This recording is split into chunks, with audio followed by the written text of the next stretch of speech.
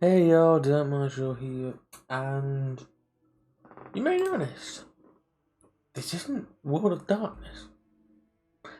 This isn't even Cyberpunk. That's right, cause basically this game came out a few days back, and I have really fallen for this game quite a bit actually. Yeah, and I used to be a very avid 40k collector. I had a back before they started changing names, I had Dark Eldar Army, Necron Army, Chaos Army, and they were all pretty good. And I started having a Space Wolf Army doing the paint scheme of the 30,000 instead of 40,000. Yeah, so the whole service equals. But this time around, because I didn't quite know what I was going to do this one, I asked my lovely but tired assistant, Archmagus, to pick a number between 1 to 3. Now, I didn't tell her that basically each number represented between Tamara Mizu, herself, and me. And through this, I actually ended up getting her to pick a number, and she picked 2, which means the character we're going to be making is going to be based from her complete decision as well. So what we're going to do is I'm going to quickly see if she's actually ready. There we go. Just letting them know in that chat. Gonna quickly.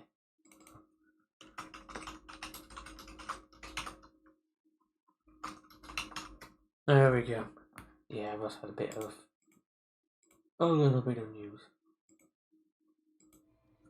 as well about something. Aha! You are here.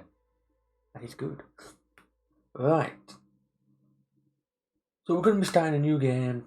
I don't know how it's going to be like making separate ones if it actually in different profiles, if it's on the same list. Don't know. Well, we're going to find out today. Well, tonight. Well, this evening. Okay. We're going to do the main story. Oh, I didn't know any other stories. So, this is, yes. So, we're taking up the mantle of a rogue trader. Basically, yeah, rogue trader pretty much like, or says there, privateers that literally,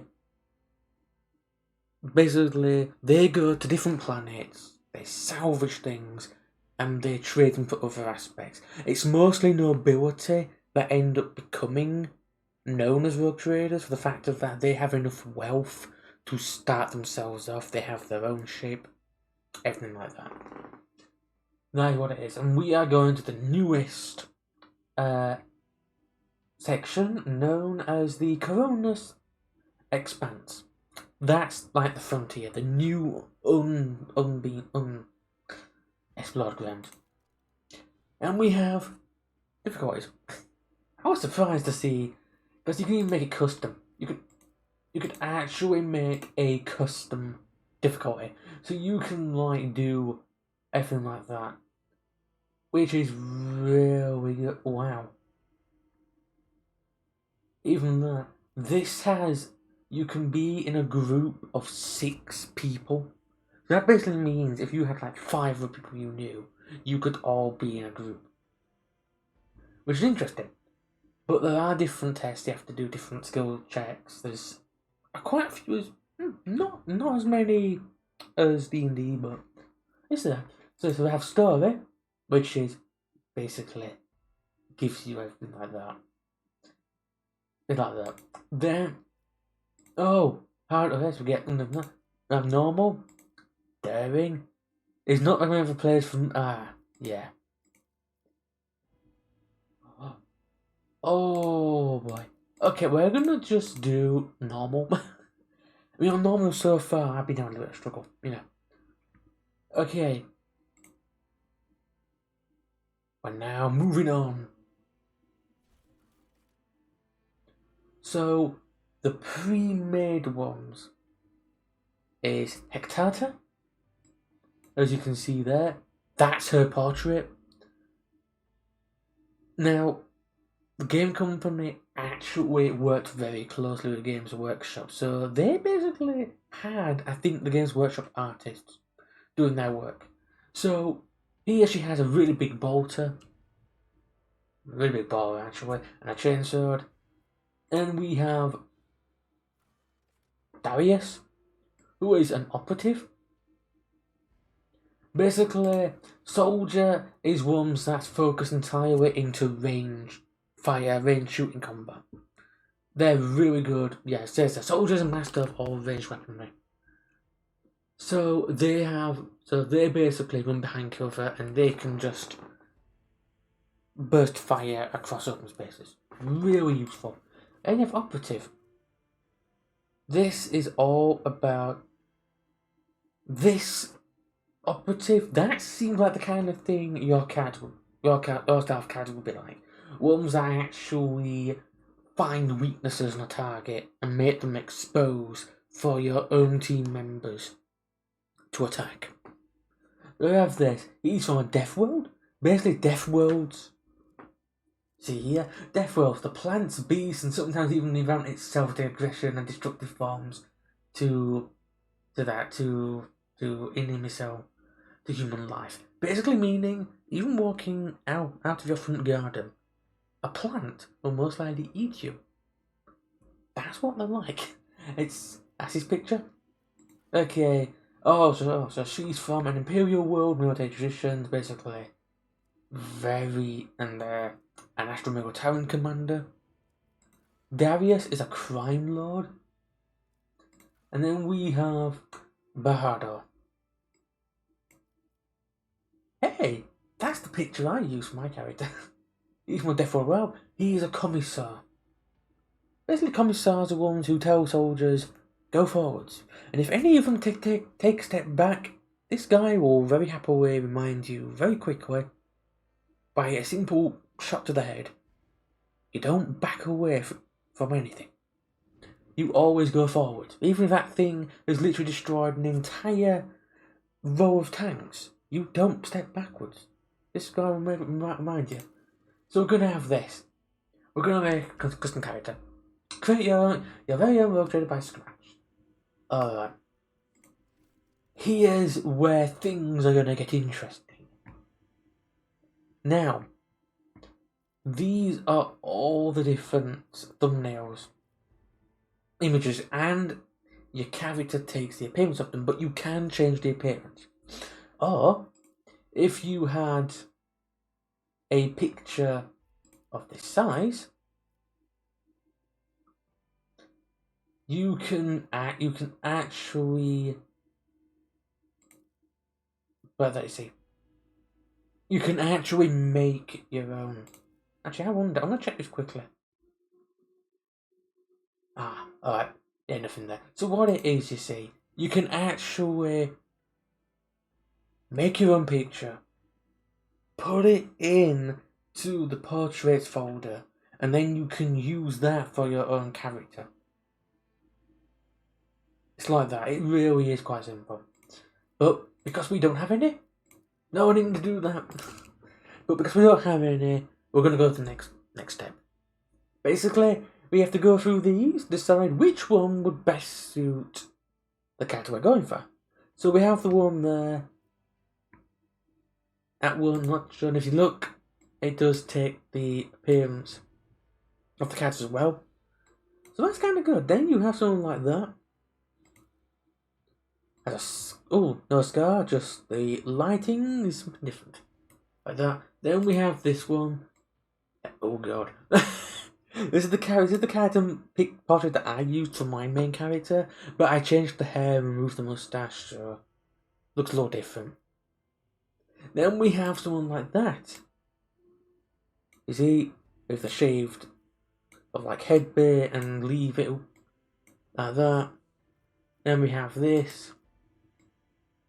Scarred by a bit and a ballerina bun style hair.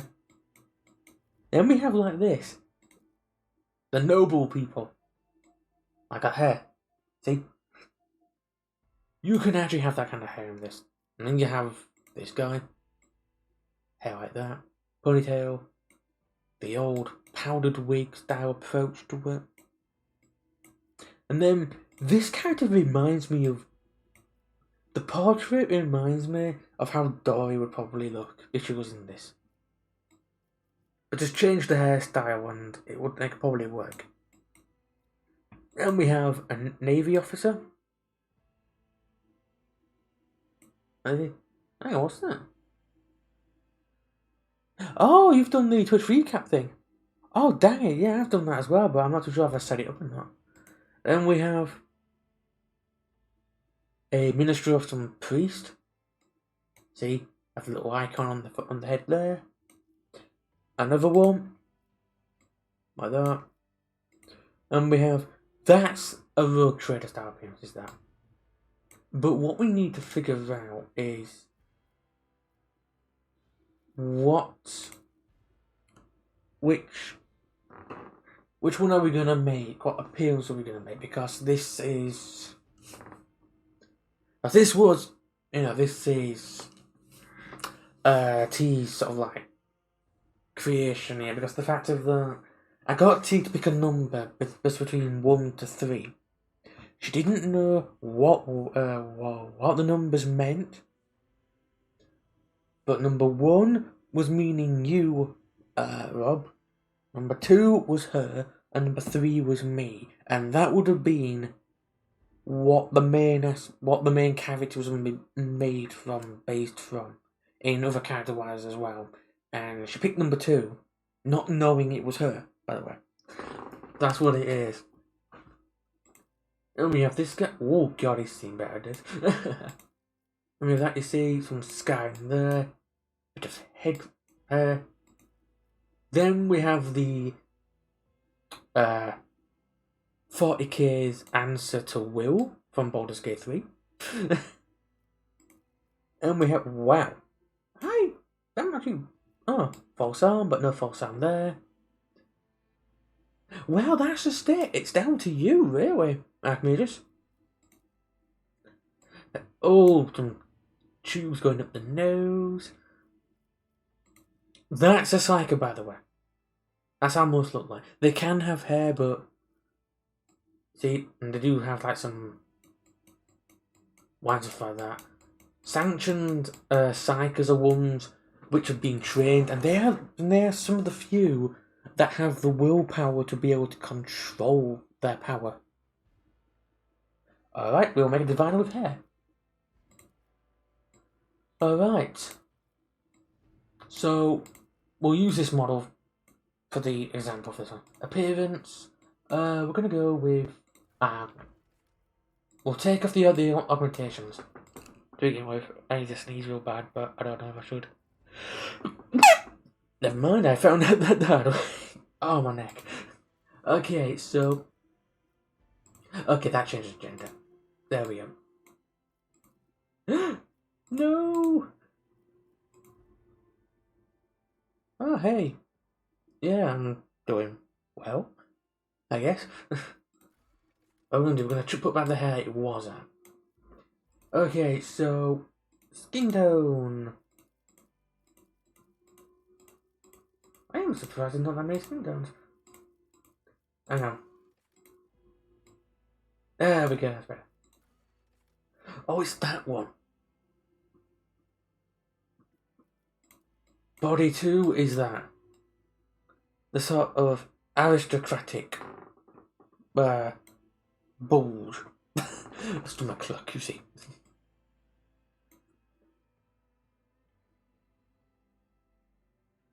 What balloon sound?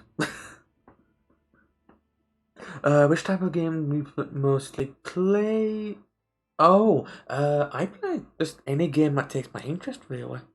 Past few streams I've been doing the World of Darkness themed games, so the Vampires Masquerade, Cortes of New York, and Bloodlines. But I've also done some Cyberpunk 2077 in the past.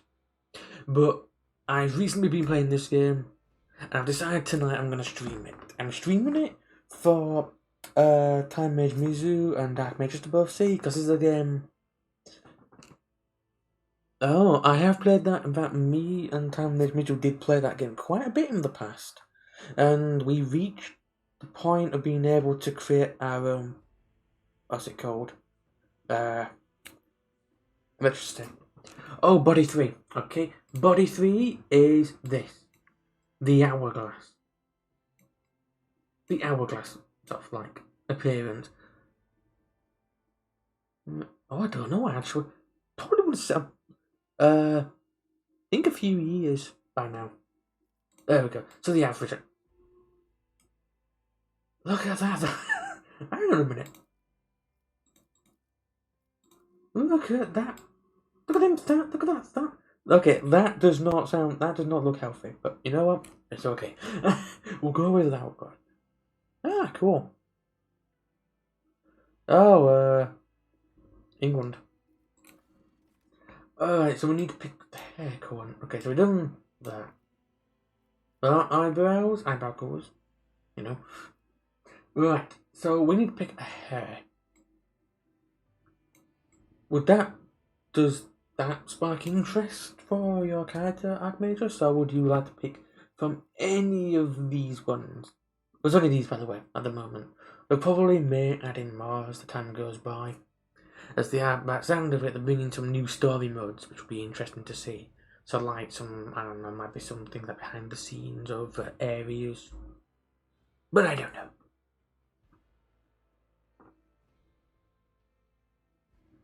Okay, so going nemesis, that hair. There's this hair. Actually, that does look kind of good, does that?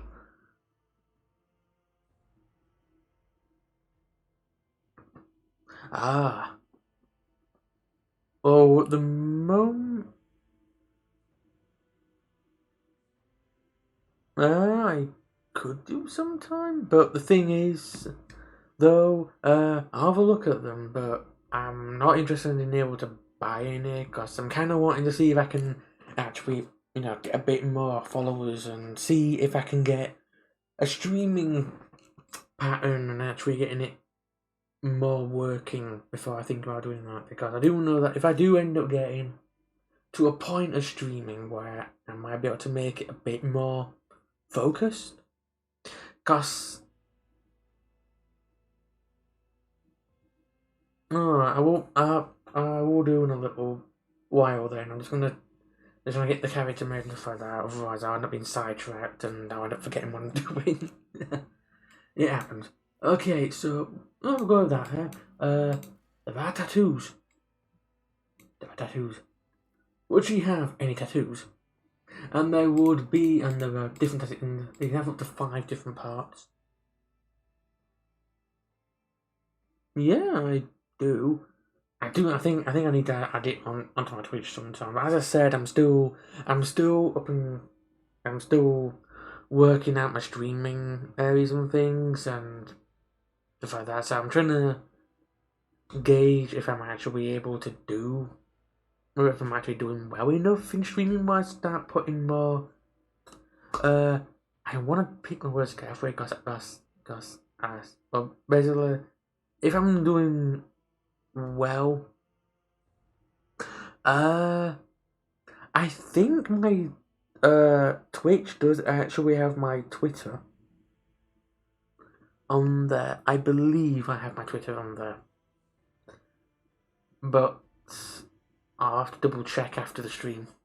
I'm not too sure. If you follow me, then I'll be able to get back to you after the stream, just in case.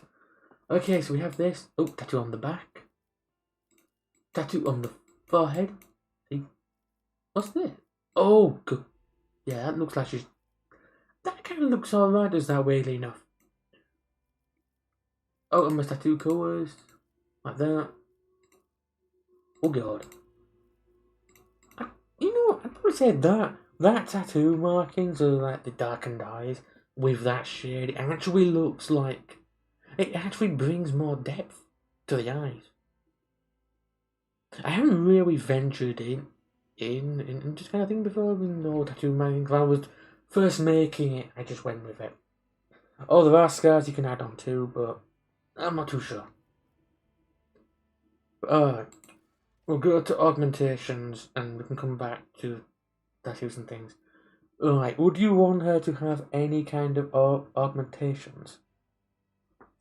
Got some of them. Alright, let's add on some scars. There's scar 1. Scar 2. Oh god. Scar 4.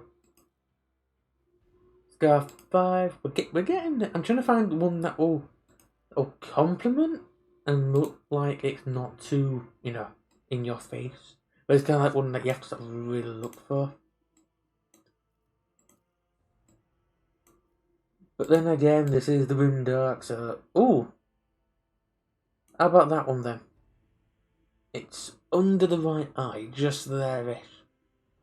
You can see it there. Would that look good? Would you say that would be ideal?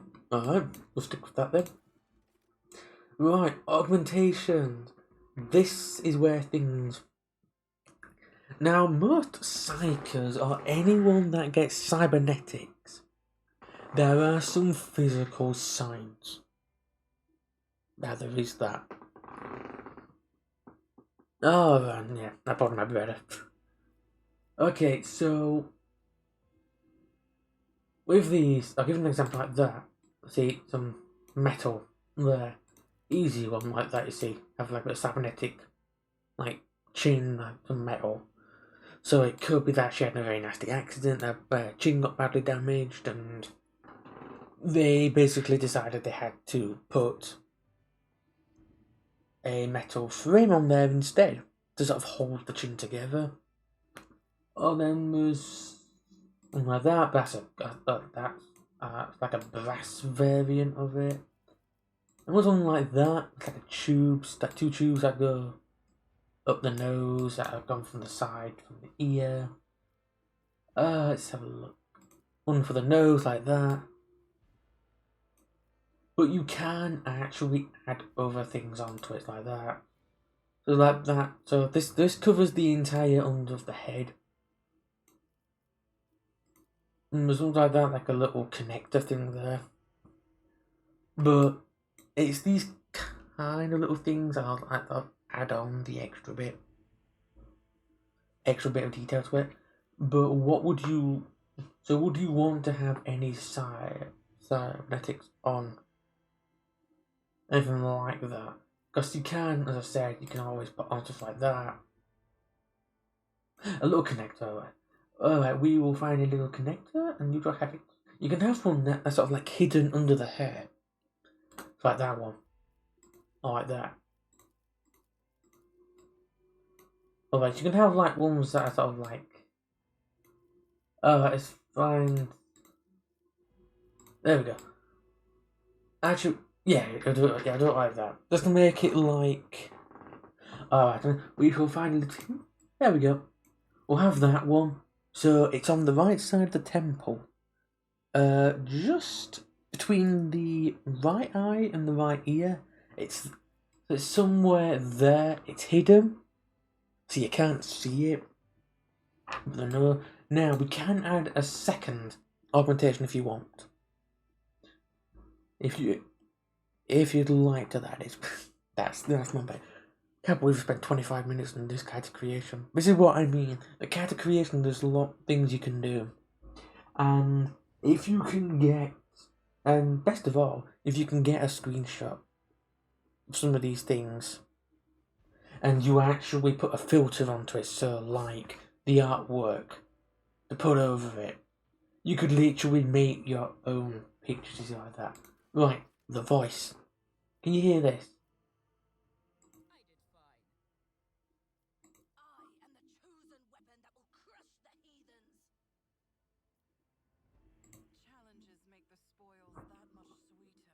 Hang on, turn it up a little bit.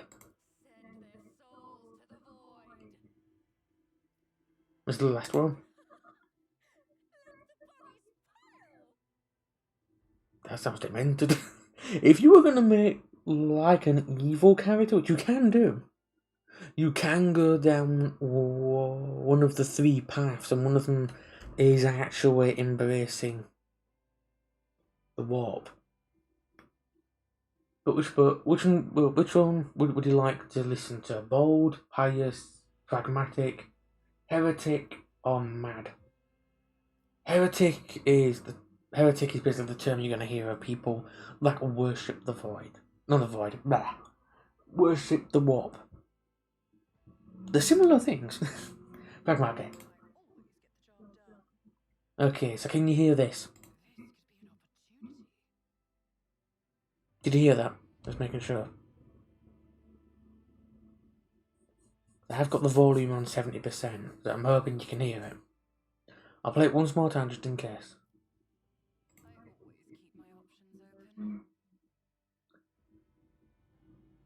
It might be after turn. Okay, let me try and do this. There we go. There we go. And I'm trying to turn up the volume. I'm still learning the volume controls. So, did you manage to hear that alright?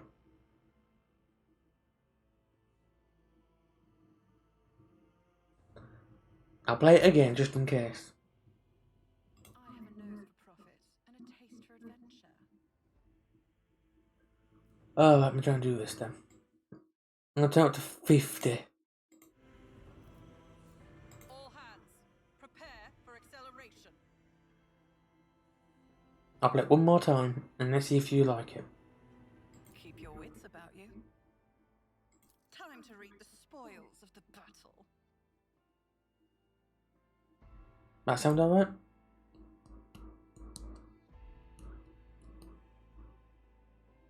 Alright, we'll go. Okay. Now, we need. If you're wanting her to be a psyker, don't you?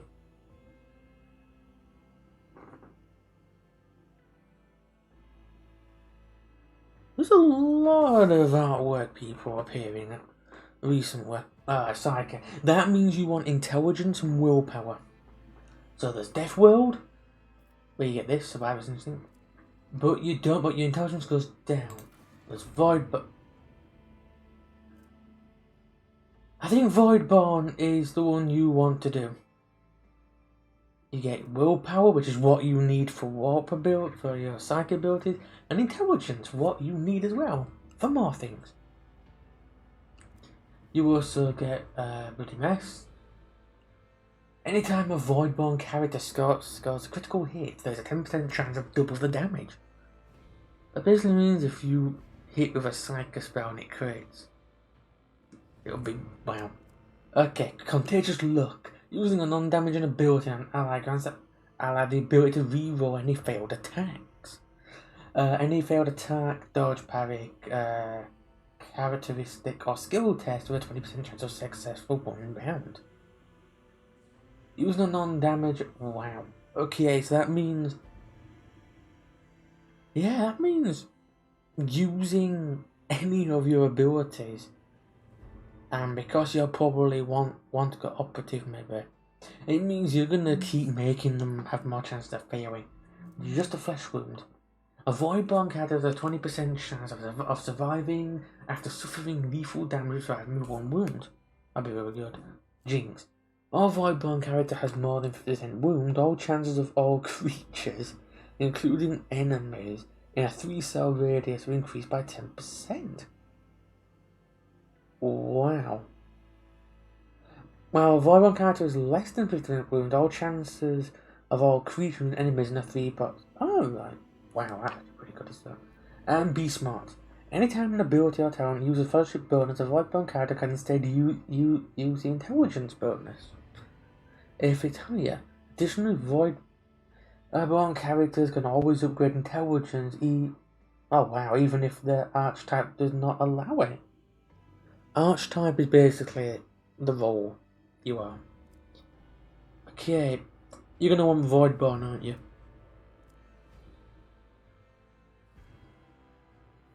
Because this fits the stats you want.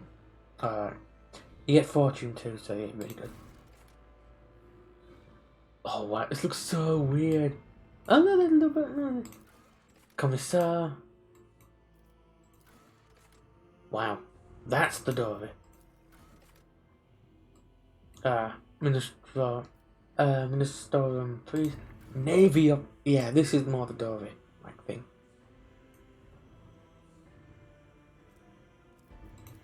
That's a noble. See there? You get a scarf thing. You serve me. Sanctions Psyche. Here we are. You have scar there. All these tubes. Sanction Psyche. Oh, that's good. Yeah, psychic phenomenon. Yeah, they have things that affect if you use psychic power too much. Alright, psi rating 0. This character is a psyker. I'll bet quite a weak one. Okay. So you get toughness plus 5, willpower plus 5, law of the warp plus 5, and carouse plus 5. Okay, because of modifier, willpower. That's what you want. That's what we need. Willpower and intelligence. It's got modifiers, law, warp. This means anything warp related, our character's gonna be pretty good at speaking about it. Alright. Yeah. These are ones we're gonna learn over time. The higher the rating, the more power we're gonna get. So, we're gonna go to the next tab, and this is where we're gonna pick from our abilities what we want. You get to pick from Biomancer. You can learn these other sections, by the way. You can eventually learn, I think, all of these sanction skills. I believe. So there's Biomancer, which is focused on manipulating flesh and biological processes. They can heal wounds or alter physical characteristics. That's pretty good. Iron Arm. The target gains 10 plus 4 times Psyche's psi rating, strength and toughness until end of combat. That basically means you can buff up, like, say if you've got like a character who's going to be your front line, buff them up with that and they'll be fine for the rest of the combat. You have Enfeeble. That's really good actually for if you're fighting mobs. Invigorate. Healing ability. No, this means really good if we had it. Okay, but you are wanting Diviner. This one. Diviners secretly discern the hidden past of the galaxy and know the course of events yet to come. These abilities allow diviners to look into the twisting strands of the Immaterium in search of the answers they seek, and sometimes even influence the outcome of fate itself. So, these diviners literally can change a fate. They can alter it. But, if you encounter anything, well, far stronger than you, or if you encounter something of sneak, you possibly want to just, move away. Quickly. Yeah. Oh, I needed that drink. Okay. So, abilities. These are the ones you get over time, by the way. So, we get that, of course, and then you get this. Forewarning is what you start off with. Psychers increase the target's dodge and parry by 3 plus Psychers perception bonus and 3 plus 3 times psi rating until the end of combat. Then you get this. Foreboding. Create an area that lasts until the start of the Psyker's next turn. All in the area gain plus 4 plus 2 times Psyker's psi rating percentage dodge. Their dodge chance cannot be less than the Psyker's perception plus willpower bonus. Okay, that's not too bad. Perfect timing? Oh, wow.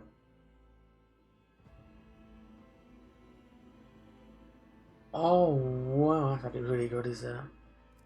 You have this. Precision.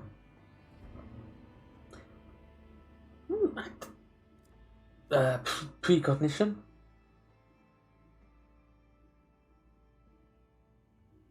That's actually really good, is that? So you can literally make yourself have more. Literally have. Yeah. You can literally make yourself have 2 turns. And this one, Prophetic Intervention. Never nice suffers damage that would make them fall unconscious. Wow.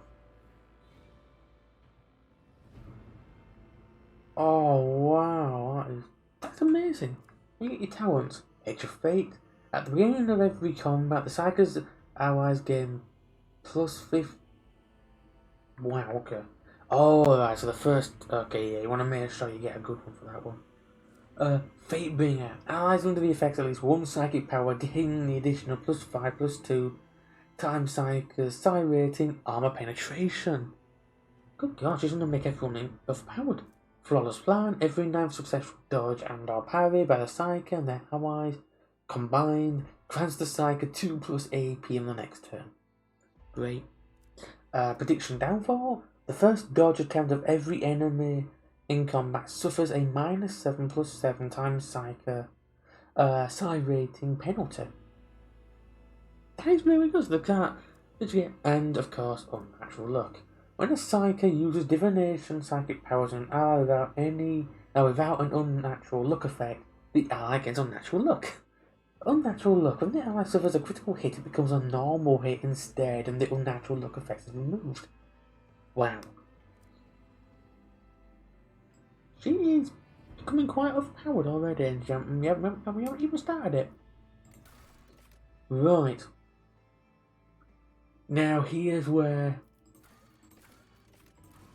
Right. Would you like for her to have Apex of Brilliance, which gives her more Law of Xenos? Xenos, best way to describe them, E.T. The E.T. is a Xenos. That's what it is. It's just an alien. Alien to the Imperium. That's it, yeah. You have that, get 5+. Illustrious Glory, get 5+2 Persuasion.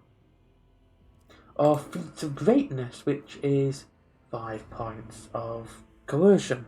So basically, do you want to be more knowledgeable, more persuasive, or more manipulative?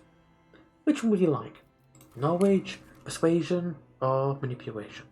Well, in that sense. You can pick, because we're so close. We've nearly reached the beginning of the game. Well, the prologue. Doing with that. So we can make her all-knowing, meaning that her lore rolls are going to be better in some areas. So which would you like? Ow!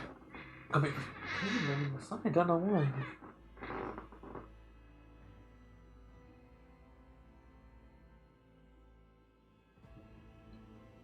Alright, we'll go with Apex.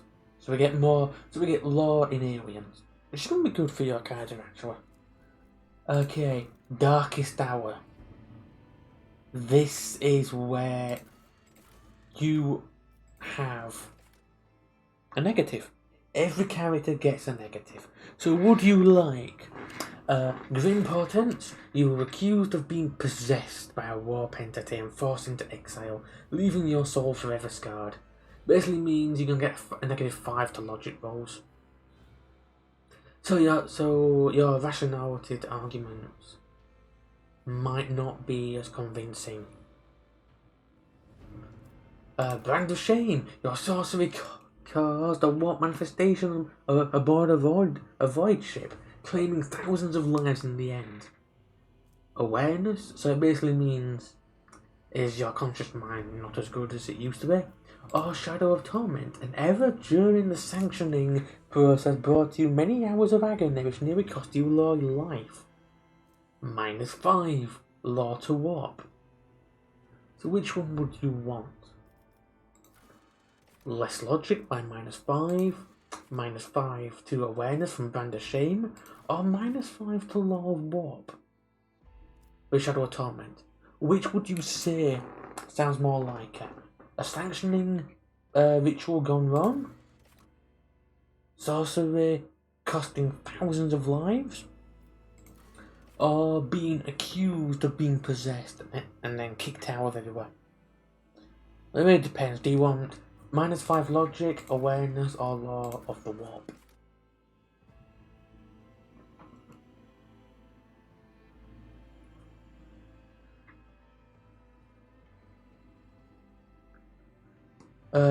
I'll have to have a think about that. Later, 12. I'll have to have a think about it. Yeah, because as I said a little earlier, before you joined the chat, at the present moment of time, I'm not fully wanting to buy. At the moment, 'cause I'm seeing how my streaming in general goes, to see if I get more structure to my streaming, if I get enough followers of things over time to try and make Twitch a main focus point in streaming. I'll have to see, because yeah, I hope it's understandable. Alright, so Archmages, which one do you want? Grim Portent, Brand of Shame, or Shadow of Torment for your Darkest Hour? So basically, your character's background floor. Every character has one based on the class they are. So you can either have less logic, less awareness, or -5 to your law on the warp. Well, it depends really. You want less knowledge, less awareness, or less logic? You can re-get stuff back though. You can level up your skills when you get certain bits. Alright, less awareness. The Brand of Shame. Bad. You killed thousands of people. Bad. There's your shame. Shame on you. There we go. That's now done. Okay. So, it means... Okay, that means you might not be able to be fully aware of traps at times, or any passages. Alright. Now we get to choose our archetype. So we have Warrior, which can go into Assassin, Vanguard, or that. Officer. True, it might be an accident. But then again, thousands of people in this universe isn't that much. To be brutally honest, in the Imperium, in the Astral Militarum, millions of people could die on a planet, and that would just be an average Tuesday morning. It's that kind of universe it is. Right, I'm gonna guess you're gonna want Operative, aren't you? So Operative gives you these.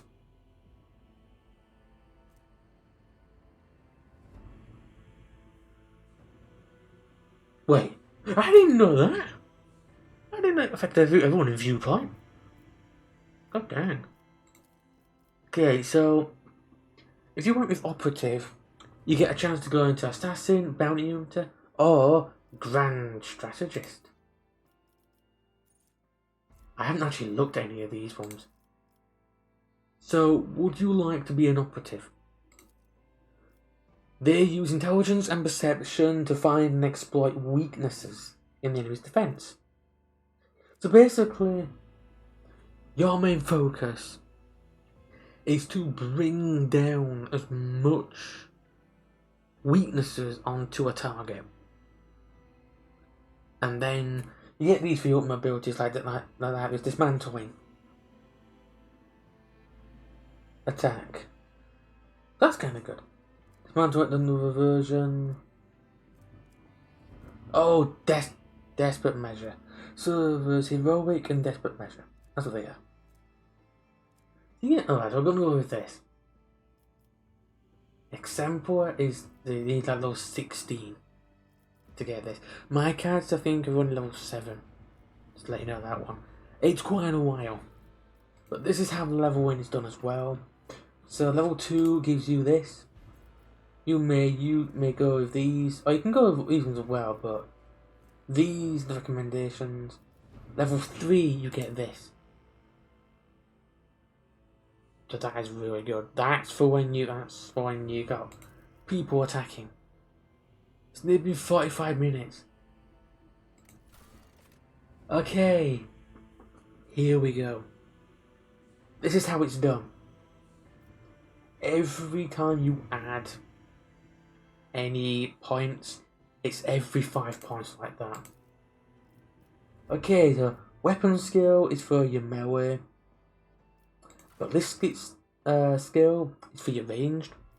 Strength is about melee damage and, being able to move stuff. Toughness is how you can handle injuries. You do get an origin advancement anyway, +5. Intelligence, here's the ones, yeah. So these might help, and willpower. The higher the number, the better it is. Every 10 is like 40. That means you get +4 damage on your spell, on your damaging as well. So every 10 is an additional damage, which is pretty good. So you have 30 points. That means you can put it in 6 areas. Which ones would you like to put it in? You can only do it in 2 per one, by the way. For the starting one, it stops people from just like putting all 30 points into one section. So which ones would you like to put yourself into? This is also good for a little bit for like persuasion, cohesion, and commands. But for you, willpower and intelligence are 2 you definitely want to put some more into, because they're your main area you want to focus in, your main stats, if that makes sense.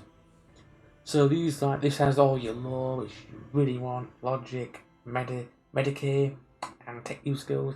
Having Medicare is really good, so that means you can actually use a Medikit. You don't have to rely on another companion that has Medicare to rush to you and heal you. Stuff like that. So, if you would like, because it also shows you there, we put it into that, you see. It shows so we have 40 points into into law of the Xenos and law in the warp. Would you like to put some more points into intelligence? Because we have 6 points, we have 6 times we can put them into things. Would you want to have? Okay, do you want it doing 2 times or just 1 time? Because 1 time brings you up to 40, 2 times brings you up to 45. And that leaves us with 4 more times we can do it. So it's this. So intelligence is now 45. Wow, that means, wow. Okay, so your law in the warp and Xenos are both 50. That means you're going to have a much better chance at actually passing these rolls. You have tech use, which is kind of good. You all have other companions that can help do certain things. There is that can happen. Right, would you want more willpower? Because this would help with your main psychic powers. Your psychic powers on that. We'll bump that up to 50. Now, we have 2 more times we can do it. Do you want 1 into toughness? So at least then you've got more, be able, that means you have resistance against poisons, stimulators, or alcohol. There we go. Right, what do you want your last point into? Because your strength's at 25, that's your lowest stat. But then again, that doesn't really affect, because that's for just moves for around and you can't really move that many objects or things around.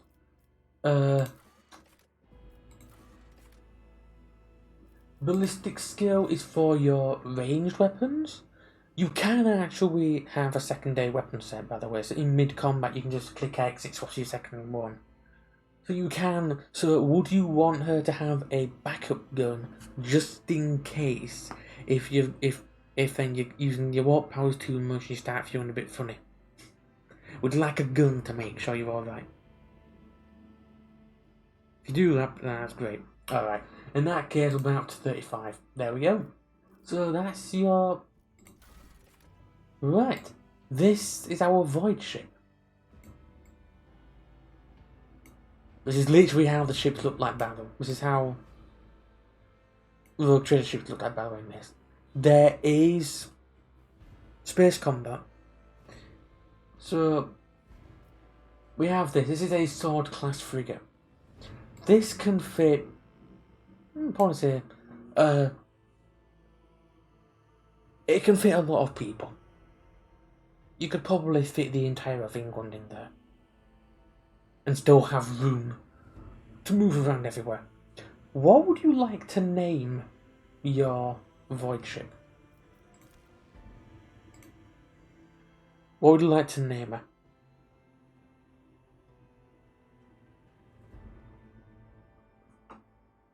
It can be anything you may think of. It can be connected to your character, it can be connected to anything. Really, you may get to pick. From Gothic. Like, oh, yeah, that's fast. I was about to take a drink then.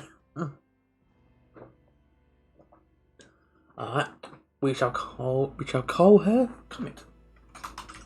There we go. So we shall call her Comet. I want it to be the Comet or just Comet. Because it is, I don't know. Depends, it's your choice. You want to have the before Comet or just have Comet?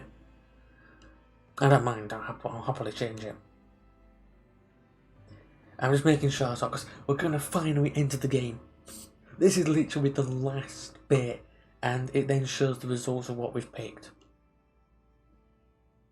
If I can figure out a way how to get some portraits of this, to be able to actually be able to look, be able to make some images, you know, that'd be pretty good. Oh, well, that's a lot of people. Right, so we'll go. Alright, we'll go with the Comet. There we go. Yeah? We can upgrade this, by the way. See, there has two very big nasty guns there, and a little gun under there, and another turret there. So this is the Imperium, by the way. It's how they look. This is how some of their ships look like, or at least the Rogue Trader ones did. So it has decent capabilities. Oh wow. Okay. Here it is. This is what we have. Our awareness is 25, but we're expecting that Law of Xenos is at 50. Okay, time for the name. What would you like to call her? Your character themselves.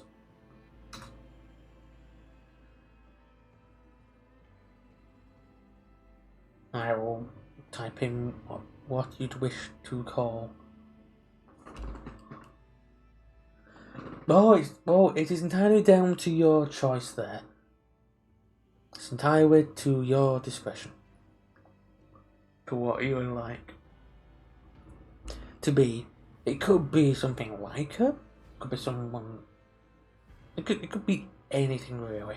And it turns out as well even in this grim dark future, you can land on a planet that is just as bright and colourful as a D&D setting. It turns out you could literally land on a planet that's basically like the Shire. It's like that. You can land on any kind of planet. So it means all of my fantasy terrain stuff downstairs can actually still be used for it. If they land on a planet that sort of like development is in that of the Renaissance era and things. So that's stuff like that. Okay, we shall call her Cosmo. Cosmo. There we go. One look at Cosmo. There you go.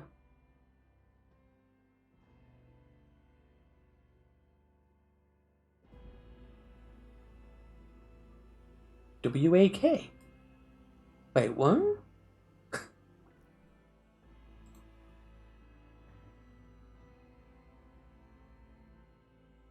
Cosmowalk.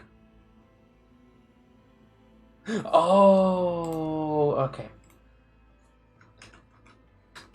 There we go. There we go. Believe it or not, some people actually go with the officer archetype because that's like the beginner friendly. So you're just relying heavily on just buffing your other companions who are like the pre-made ones. And they're just gonna do it all for you. But we're gonna get stuck in. Okay, I'm gonna turn down the volume back down to number 4. There we go. And nearly an hour later, we're finally gonna start the game! Yay! It's from the same group that made the Pathfinder game, by the way. So, and some people were saying this is like Baldur's Gate 3 in space, so kind of like Spelljammers, I guess. The combat is this has more combat in it, by the way, than other games. So far, what I've seen anyway. Okay, here we go. You're about to see what the grim dark reality of the 42nd millennium has to offer. This is Warhammer 40,000, and I have to admit, having Games Workshop closely working with this group really shows. Like, you can see there they have stained glass indoors. It's like gothic. It's very gothic, like structures and things like that. So it's like sci-fi Bloodborne, sort of like terrain settings is the main part, but a lot of places don't have that. Okay, here we go. Here we go. We get to start this. Let's watch.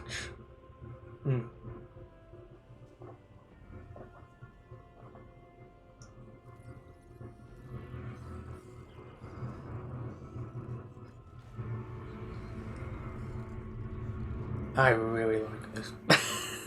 I'll turn the volume a little bit. There we go.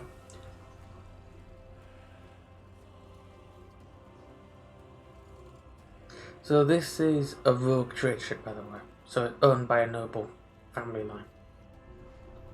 There we are! An excellent place for contemplation. One has the best view of the cathedral from here. Mesmerizing, wouldn't you say? An impeccable manifestation of the God Emperor's sublimity. Of that, God Emperor, the guide, the rule, and the higher power of which humanity offers their praise for aid and deliverance. Most would be driven mad with despair if they knew the truth. Right? There we go. And what outfit does change, by the way, over time, when we equip new stuff. To persevere in their tireless service until they are presented with a chance to give their very life for the master of humanity. Allow me to introduce myself. There we go. So then once. In the employ of her ladyship rogue trader Theodora von Valencias. At your service. I haven't had the pleasure of speaking with you in person before. Hopefully as well, because this will help understand a bit of the lingo about how it is. Rogue traders, the subject of the Imperium, are a unique hereditary title. Rogue trader is tasked with exploring and exploiting the still uncharted regions of the galaxy for the benefit of mankind. So these are like the frontline people that sort of go out to new locations and find out if places are safe or take something from them. I am aware of that fact. It would have been unacceptable There we go. to have overlooked such a detail when compiling your profile. Fate bestowed upon you powers of witchcraft, and a duty to use them for the good of the Imperium. Yours is truly an unenviable lot. The Imperium is basically the empire of mankind. But just in case if I'm missing something, there we go. The galaxy spanning interstellar human empire ruled by the living god who is known as the Emperor of Mankind. There we go. Just in case I missed anything out. I will be frank with you. You may forget your past titles, no matter Oh! who gave them to you. Oh, I've reached a bit of my drink I really don't like. Ugh. From the moment you and the other candidate were Bubble. brought on this voyage ship, your fate changed. There are more choices, 6 choices by the way. Captain Theodora von Valencius, and carry the burden of an heir of this house. Henceforth, you share your dynastic name with her ladyship. Bear it with all So, we are Cosmo von Valancius. Such are the traditions of the Imperium. Lord Captain is the title that was established There in you the go. annals of the Lex Imperialis. That is. At the time when the first road traders entered Yep, the the Golden Codex of the Laws, really. and therefore it is sacrosanct. Alright, we get to pick a few of them now.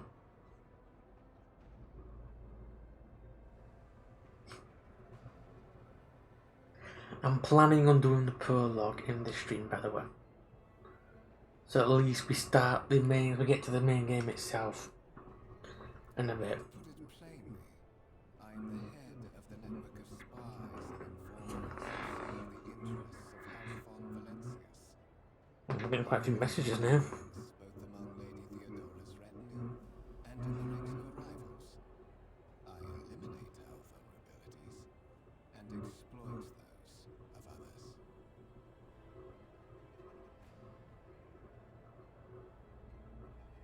There we go. So, number 3. There is. Yeah, some of these make it so you have to click all of them.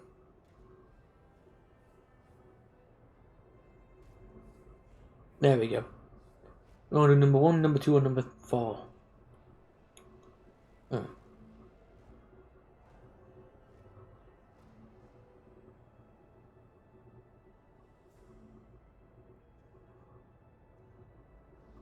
Yes, there is quite a few choices, really.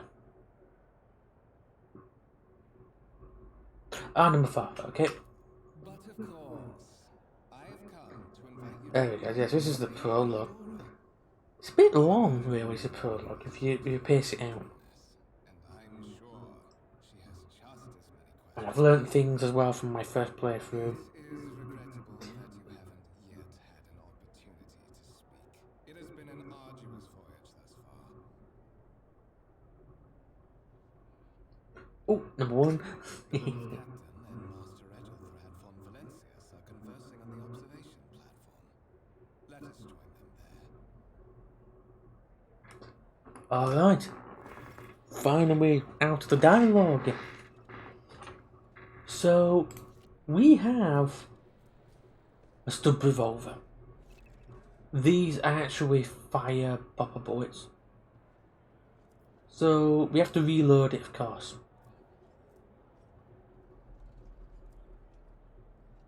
Uh-oh. Uh-oh.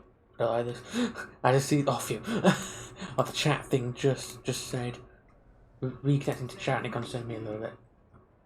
So let's show the character. Here is our character. This is what we can. This is all the inventory space. We have the. Oh yeah. These are kind of like the alignments. So that's lawful. I guess that's neutral. And that's evil. Just let you know that one, because these do play a role. These do affect how you level and things, because things do actually happen by your choices. Wait. Oh, I didn't know about that. I didn't know a tab on that made you. I wish I knew that sooner. Oh, we have a deck enforcer. Yeah, these are Astral Mirror Tavern. Really. Okay, so a Techno. Have here some the hanging. See there. We have some nobles praying to shrines. Got a little burr. We're gonna go. Actually, click aim as well, just in case if you miss, because it does show you where was loot, which really helps actually. Okay. If I'm remembering correctly, this is the first combat. A Lehman Russ battle tank. That's actually pretty good. Yeah. Fun fact, that's a tarantula sentry gun. Fun fact, the Lehman Russ battle tank there, that was found on an old ancient file. And that used to be for like tractors. Oh god, the servitor's gone amok. Yeah, servitors, people that have been given cybernetic implantments, and they're basically just they still have a human soul in them. It's just they're like automatons that you can give certain tools or weapons to fit the role they want to be in. In this case, we can't move, so okay. Yeah, because we were ambushed. Okay. Oh god, that was a crit. Oh, I didn't know it was a kill. Oh, that's not good. Okay. This is how it's like in this, by the way. This is how the movement and combat works. Is this. So through them. Of this, really.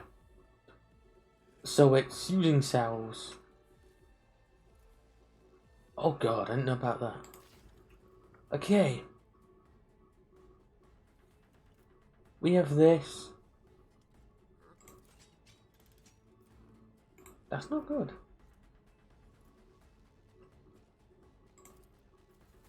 We'll do this. Right. Please, please give us the luck we need. It's as good as done. Okay, I think. Yeah, we can't use it again. It's a bad idea. It's like a one. Oh, that's why it counts as movement and. We are gonna reload our gun though. And we're gonna give you that little buff. We have here momentum. Over here, this is what we have to watch out for when we start using psychic powers. So we don't have any psychic powers at the moment. Last time when I did this, pretty much 3 of these people died. This time went a bit better. It might be that I'm learning more how it works. But this is more combat orientated than other what's it called? RPG style games, I think. But some people say anyway, what reviewers have said, it's revolves around the more action combat orientated. Alrighty. So we've just here they come, the deck. Crew all be it out. I must remain. For Lady Theodora's safety, I have to oversee the execution. So we have a stub pistol. Once we get a psyker, a force staff, then that'll be good. We need that. We need a force staff. Like, kind of badly. Yeah. And we also need to get some more psychic ability. We need to get some more psychic abilities. We need the psychic abilities.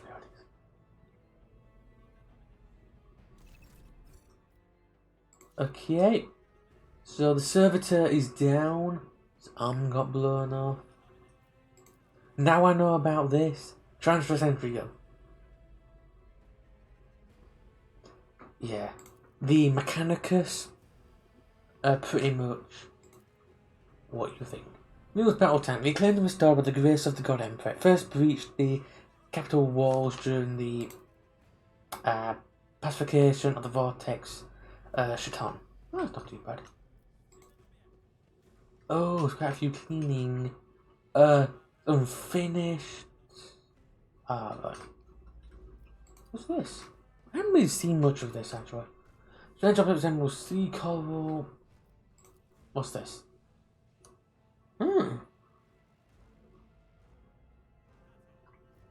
Oh, it's like a soft sea rock. Ooh.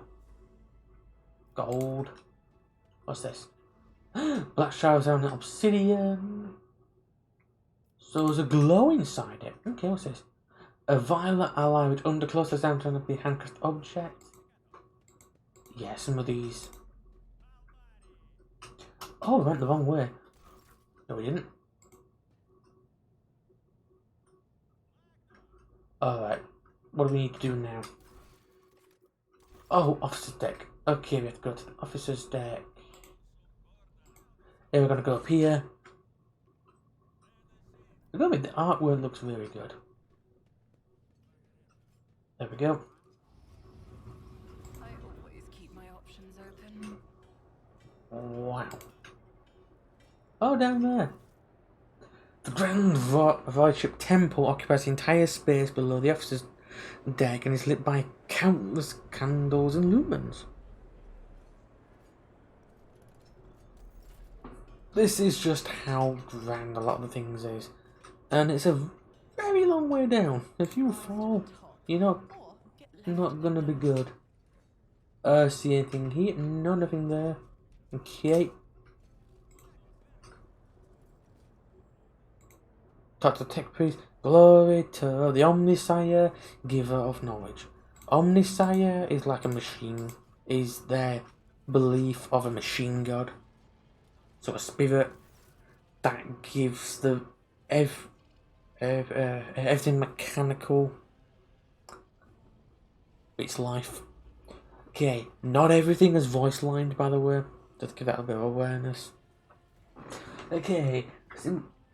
Oh, there she is. It's the woman herself. That is our relative. That's who we're related to. Okay, so we can either survey the room, speak, I am here to speak with the Lord Captain, or just listen in silence.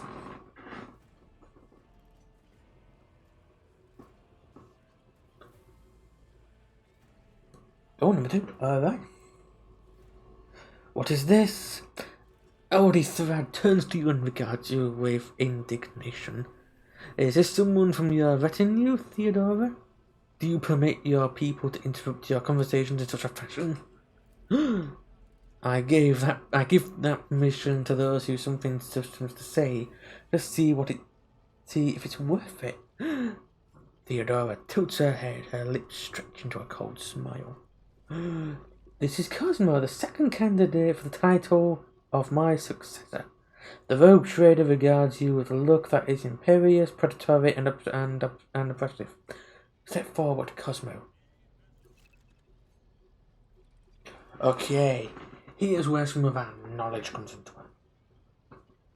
Okay, yeah, because we have the settings that show us if we're going to succeed or not, it helps. Okay, considering the hypothetical situation, Ion 6, a new world on the fringes of the Corona's expanse. High seismic activities, regular magma eruptions, metamorphic rock deposits, prospects for large-scale mining. The world is populated by natives who worship some heretical underworld spirits that protect those who offer them sacrifices. Flies of fancy, you might say, but attempts to install or extractors have failed on the second time. Oh, wow. Yeah, it sounds like there's something to it. Oh, right. We're losing a lot.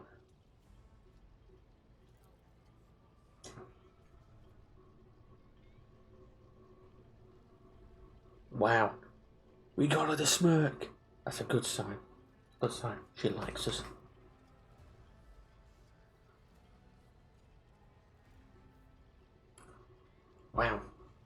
Alright. Oh god, that's very sassy, is that fourth line. Bear in mind as well, an off-stream one I'm going to be doing. I will be doing for Time Mage Mizu if he is wanting to see one of his characters being brought into this universe. Because I have an idea actually. I'm not too sure of him. I'm having an idea. To potentially have maybe Time Mage Mizu's. I am going to ask him again. Yes. Because I think maybe a melee focused character for him might be really good. Because I do know he's had a few characters in the past that might fit in this kind of environment. I mean, could you imagine like an Atlas style character being in this? So one who's pretty much augmented to the teeth and pretty much like a walking tank. I mean, you can do it. It's doable. You can do it. Bit tricky to start off with, but it's doable. Okay. Oh, ooh, wow. I like Theodora. Theodora's a good character so far. She's stern and to the point. Wow.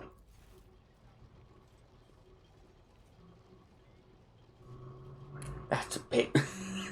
Yeah. Alright. Oh, Stentbus. So, Cosmo, why are you here?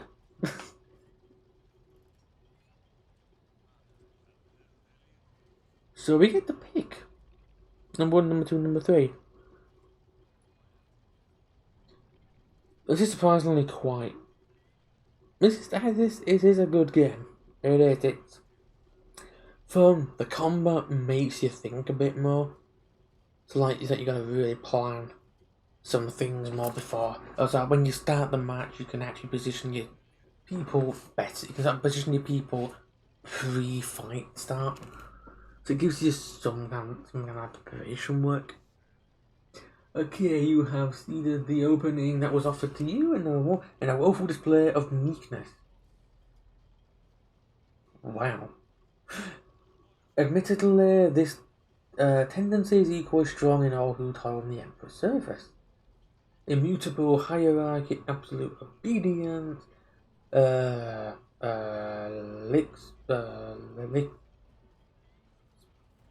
bitterly compulsive to please. I value none of these things. The moment my invoice came to you, the terms for your existence changed. Alright. That's pretty normal, is this? Alright. My name is Theodora von Valancius Massimo of Scaros. I am a rogue trader in the service of the God Emperor of Humanity. My rights and freedoms are vindicated by the most sacred relic, the Wand of Trade. That's what it is. The sacred relic document that affirms the preeminent rise of the rogue trader throughout the galaxy. Kept about his very vessel. Mine is an orbit to venture in the darkness beyond the Imperium and carry humanity's light, where powers wicked and heretical reign and bow death and ruin to us all. So basically, that gives her the rights to go beyond Imperium borders to venture to new. That's basically what it is. Okay, my decision alone determined the fate of whether I pass the bounds of that explored void. Every world I discover, along with there to find their own resources, people, riches, and mysteries, is mine by right. So she basically claims rights to everything she finds. I command millions of lives, rules over numerous planets, and possess fortunes that no planetary governor or commander could dream of amassing. And you, Cosmo, are one of those with the Von Valassian blood in their veins and the rightful claim to this inheritance when the hour comes.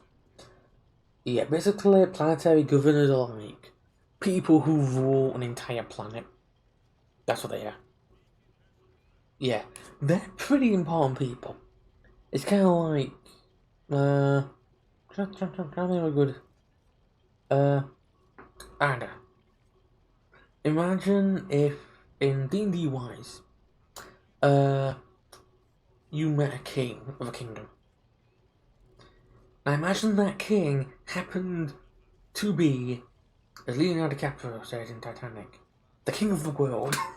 It's kind of like that. The whole world is theirs to rule. They have complete control of what happens on that planet, but they have to still answer to the Imperium. It's like that, really. Okay, number one. I'm ready to take this. Take on this sacred purpose. Good. Oh yes, you would be, wouldn't you? The question is, am I ready to choose you over the rest? You came aboard hours before the warp jump and have not distinguished yourself in any way. As things currently stand, I have doubts that you are suitable for the role of a trader. If I continue on with that, I'm curious. Have you ever seen the film Event Horizon? Basically about a ship that comes out of the new way of travelling. And a crew have to go because they realise the ship's appeared after years of being away. So they send a crew.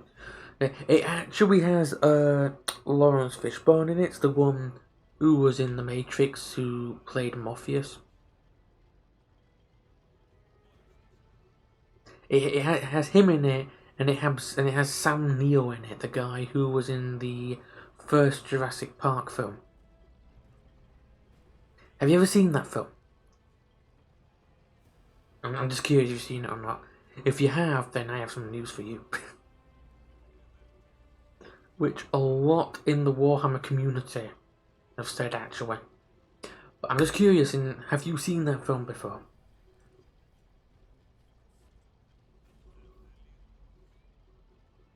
Ah, fair enough then. We'll have to watch Event Horizon sometime, because a lot of people say that film is the best example of a film. It isn't even based in one, by the way. It's a complete made-up thing like that. But it's basically, that's what happens when you try and do in this terms a warp jump without any kind of protection. That's what kind of happens. That's pretty much what people say. It's one of those films that line up perfectly. But yes, I haven't seen The Measures in a long time. I'll have to watch that again sometime. Bloodlight alone is not enough to earn the high honour of becoming bearer of a warrant of trade. Nonetheless, your abilities and talents may yet prove useful, if not for the role of Lord Captain, then perhaps those of their closest allies. Sighs and looks away pensively for a brief moment. Alas, even those responsible can be, at times, be too challenging for those who share your blood. Conrad Voigtveer served me for many years before he made his mistake. Wait, which one am I going to click? Number 1, number 2, and number 3.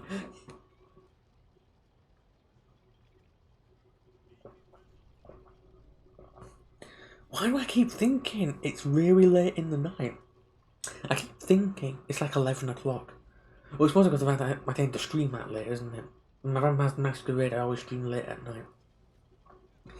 I'm hoping, when the other house finally happens and things, I'll be able to actually get stuff set up there, because I've heard we're keeping the internet over there, which just so happens to be fibre optic Virgin, which basically is the best you can get at the moment. So the other place is going to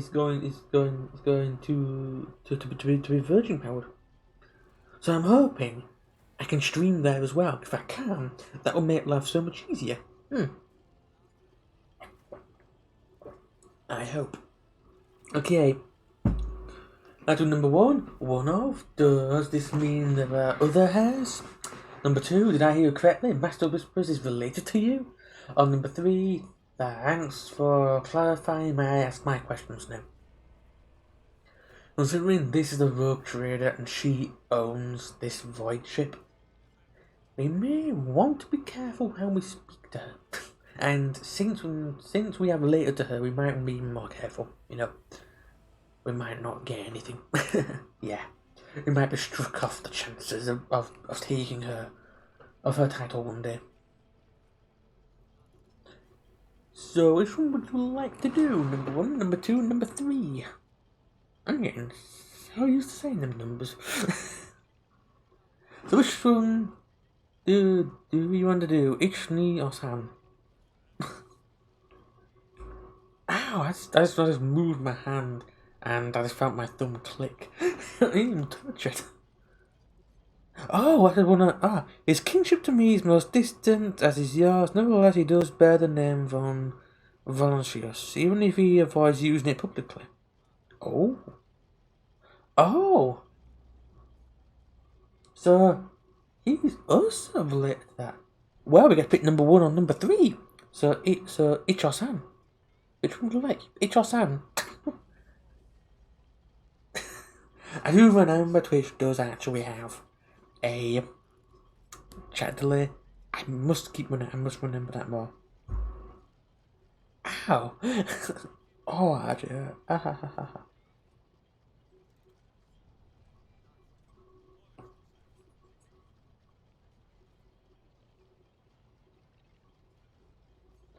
So we've done number 2 so far. We're going to do number 1 or number 3.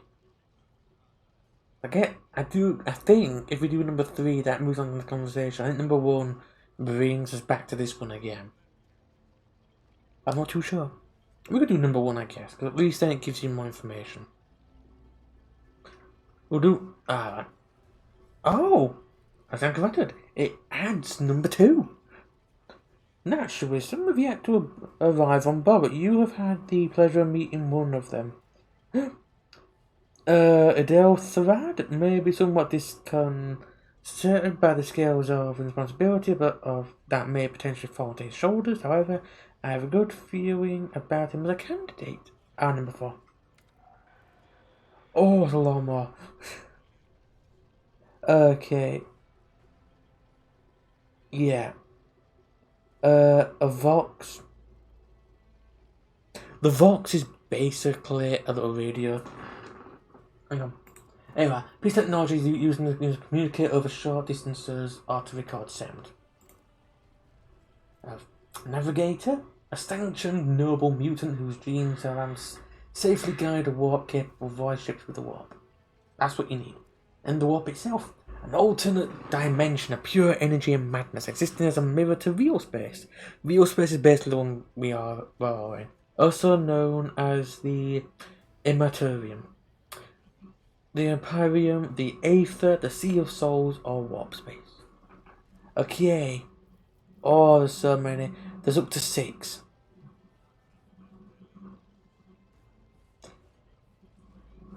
So it's up to 6 choices we can have. I mean, well, we can mention number 2 of that. Something happened. You know, that we were attacked by a servitor. You know. I thought... Is that so? Perhaps the technomats were careless during maintenance. I could be the warp playing tricks on us in spite of the Gala field. Or perhaps there is something to all of the stories of the ship being possessed after all. That can happen. If you're going through the warp, there is a possibility that can happen. That your ship can become possessed by a demon. And it can get into a really weird experience. Imagine a house of fun at a carnival, only it could kill you, or make you drive insane, or could mutate you, or it could send you into a completely different area of time and space itself, and all these kind of little things that can happen. You know, the little things. Abelard! Oh, Abelard is...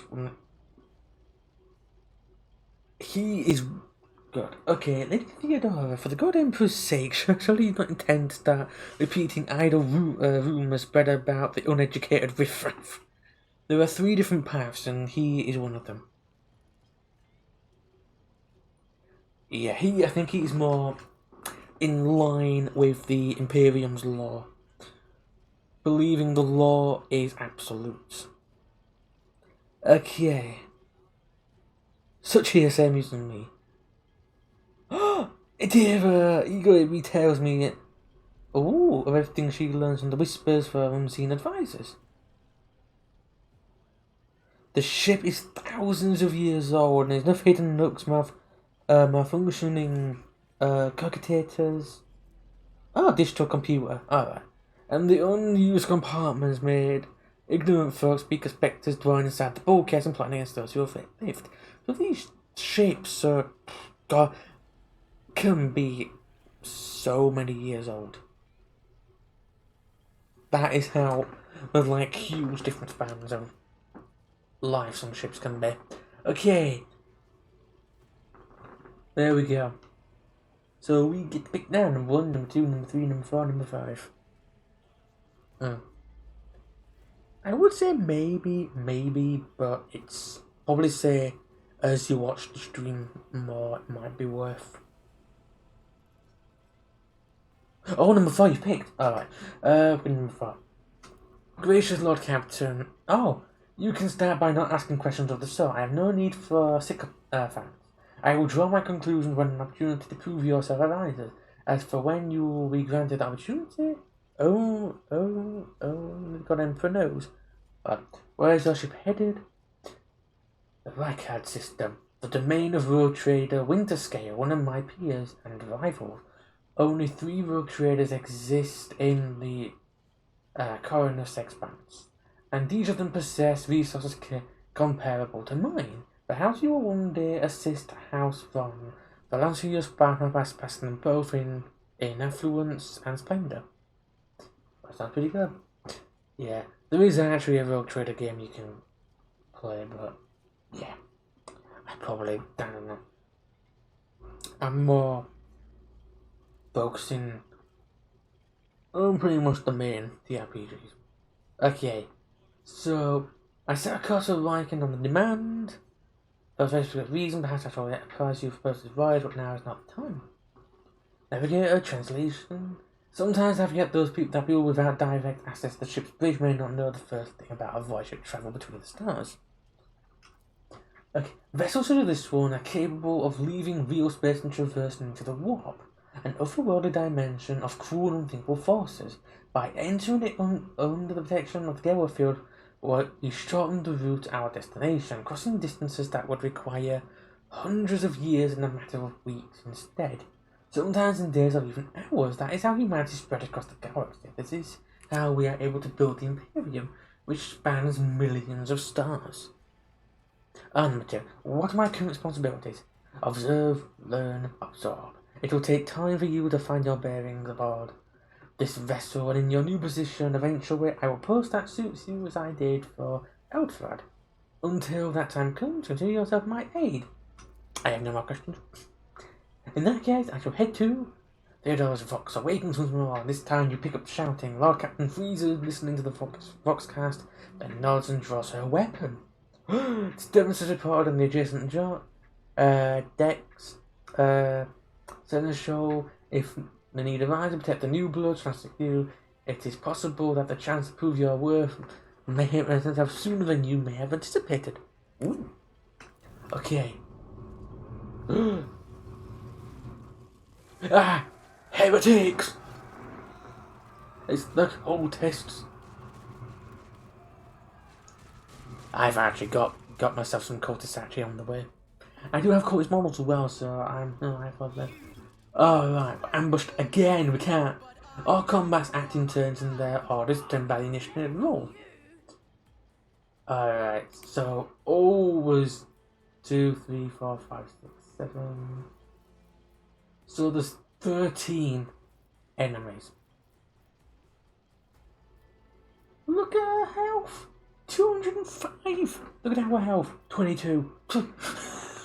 With barely anything. Okay, we're gonna see. Surely these 3 will be quite strong. You know, the fact of that. Who are you? Mort! Abelard and Theodora. Let's see just how strong are these people. Oh. What are you gonna do? Oh! He just killed.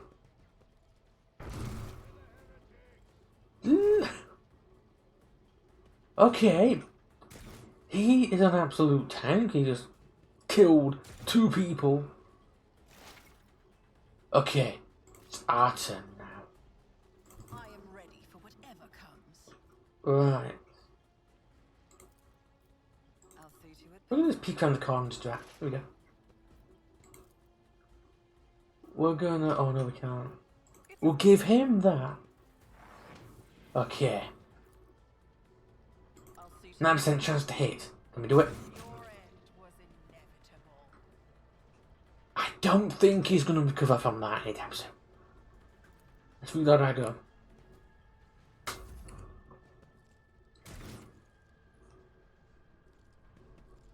She did more than just hit him. She literally made his upper half from the waist up leave his lower half. Oh, he absorbed it then. Okay, so we give him what? Come on. That's a plasma? Look at him go! This is higher level thing, by the way. Okay. Oh, we got a positive effect. What do we get? Okay, okay, that's why. Shift 2. We'll do this. We'll poke it out. Give him that. We can't give him that, but we can. Oh, he already has it. We can give it this. Okay. 34% chance in hitting. Can we do it?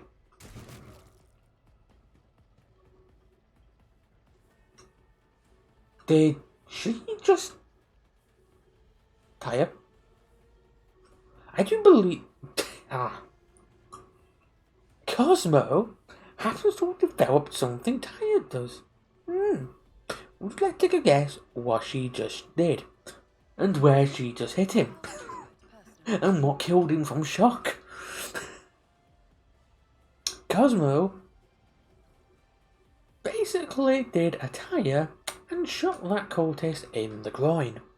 That in turn made him in so much shock that he just dropped and just died.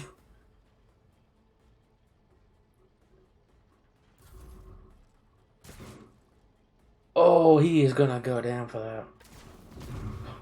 Oh! Yeah, there's nothing left of him. That's so just... Oh, yeah.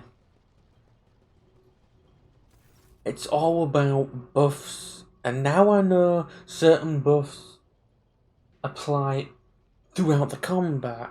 I keep wasting my turns, I think, on my other ones. Now I'm learning. I'm learning more, you see.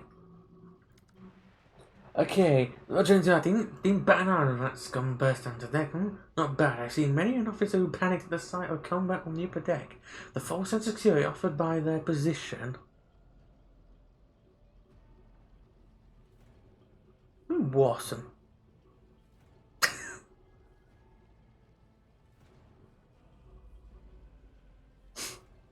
The false sense of security offered by their position makes them much more vulnerable to the harsh reality of the warp travel. Oh. Oh. Well, then again. It's heretics we're shooting at, so, you know, cultists. It's alright to say that kind of stuff. Let's zoom in a little bit more. There we go. Number 1, number 2. Quite possibly, quite likely. What are my orders? Mortar's gone ahead to clear a path for us. If you're making that use, we'll go after him and see if the arch militant requires aid. Okay, so Mort's gone on ahead. Okay. Oh, with more shooting. Is it this way, or am I just thinking the wrong way, you know? There's one thing I do gotta look at. Oh, it's up here. Okay. Oh, there's Mort. Is there money to be made? Yeah. Mort is pretty much the person, is like someone you want by your side. He's an arch militant. Pretty much an expert in his field is Mort. Conrad! Thank God he's alive. Whew. Always on time, eh, Conrad? The moment we finish chasing the riffraff on the deck, you shall have. Always just after the fighting done, you could say you're chrono by it. Mort, pull yourself together. Well, then again, he is then the Lord of Whispers. You know, it's like the man who will find out anything. Basically like a spy network. It's like Littlefinger from Game of Thrones, like that. He's in charge of hearing all the whispers, all the kind of information you'll find out on the ship. He's like that. He's someone who will find out the information the rogue trader needs to know. I know, I'm saying he's like that. Is that he finds out information. He's basically an information gatherer, the handover. So if something happens on board the ship, Conrad is gonna know pretty quick, and he will extensively send people to find out and then bring it back to him, so he'll give it to the rogue trader. It's like that, really. It's a similar sort of like principle. Okay. The rogue trader was behind us all along.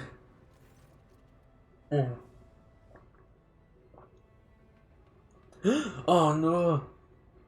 The communications have gone down. The Voxmaster is not responding. Armed sails have stormed the office decks, and my arch-militant just destroyed several more heretics on the way here. Is this the severe case of warp madness? Yes. Warp madness can affect people. So, let's just say, for instance, 1,000 people are travelling in this. There could be a chance that a small handful of them, say, I don't know, 100, 200 people, their mental state can't handle the fact they're sort of doing this, or something from the warp afflicts into their mind that drives them to a bout of insanity that can make them very hostile. That can happen on space travels.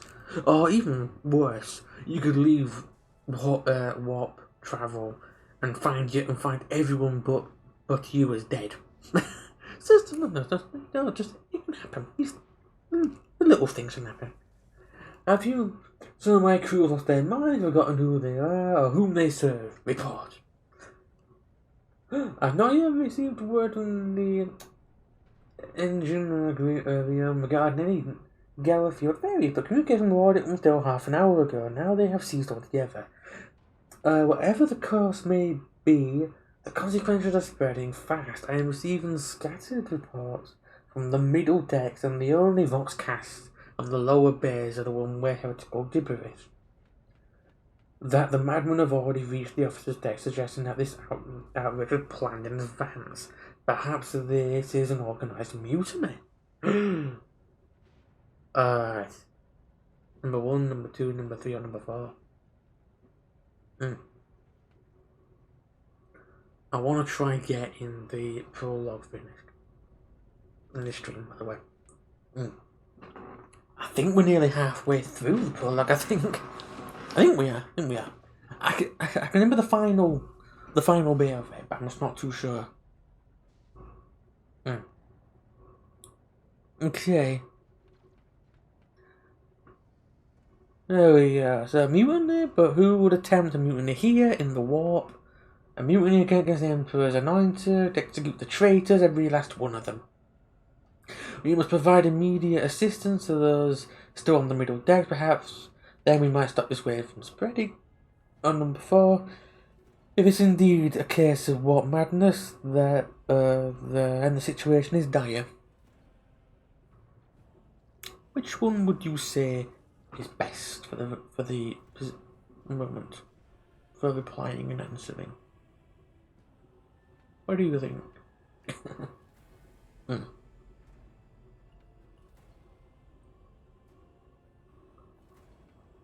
Because I'm surprised they're even trying a mutiny. If it is a mutiny, why in the middle of warp travel when it's so dangerously risky that it could backfire horrendously? It's very unusual, to say the least. Right, I'll wait for an announcement and quickly just check something. Yeah. There we go.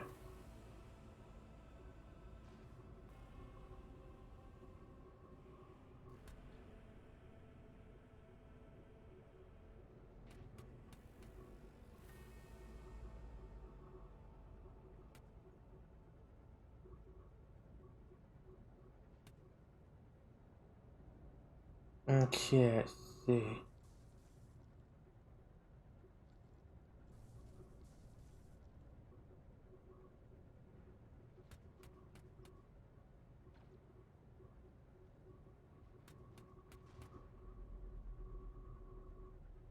Okay.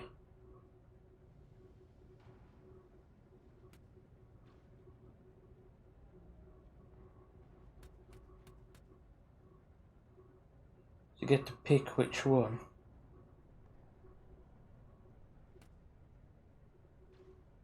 I'm trying to figure out.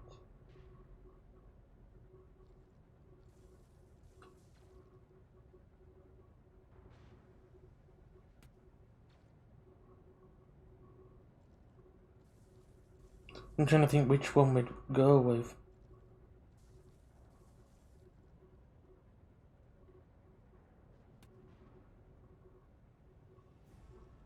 I'd probably say maybe number 1.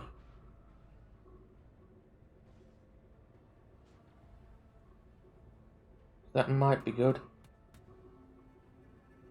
Number 9. Lunatics, fools, heretics. The ship houses thousands upon thousands of people. Pernicious thoughts and warp-induced delusions could have tainted any one of them. It's a difficult notion to accept, but such risks are inescapable. It can happen, because you literally got, like, a city worth of people all in here, crammed together.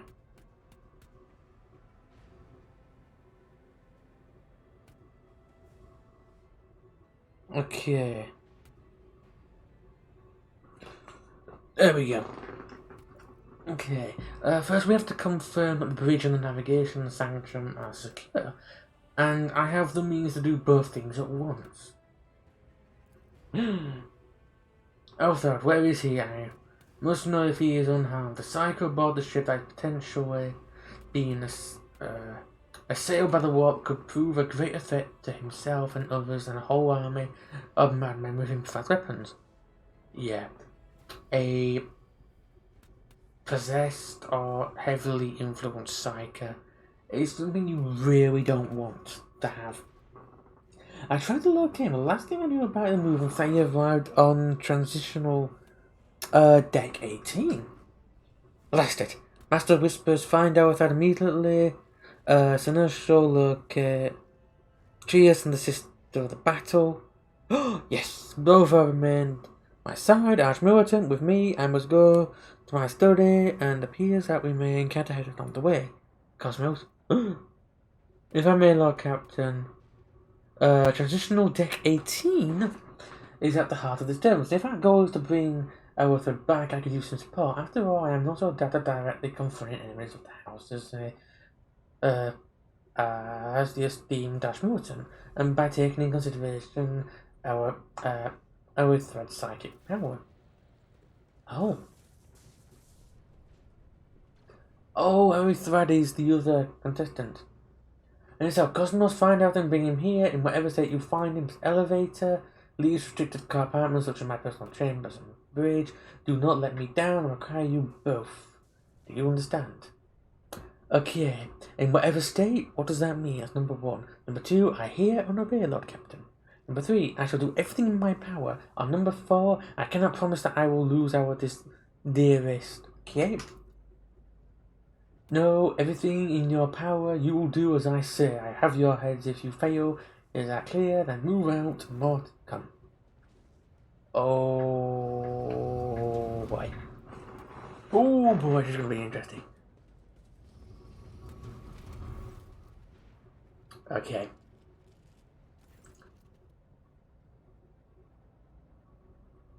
Let's see if we can do this. Are you ready to head to 18? It is a long walk and you do not have the proper gear. Number 1, I shall make do, lead the way. Number 2, I have a proposition. Since I am a more important person here, you can go in front to shield me from potential threats. And number 3, you had better not fail me. The Lord Captain made it clear that relying on you is fraught with risk. Which one shall we go with? Number 1, number 2, or number 3? Number 3. It pales at your words, cannot tell if it's because of shame or fury. I can see you have quickly earned Lord Theodora's trust as if she's already sharing her closest guarded secrets with you. But that is no longer relevant. Alright. If a pop on the shark crack or something hits you in the abdomen, you are consumed by unbearable gut-wrenching pain. No! What did he do to us? I promise you a special destiny, Cosmo. It's time to fulfill it. Wait. Why are the heretics? Oh no. Did you see that?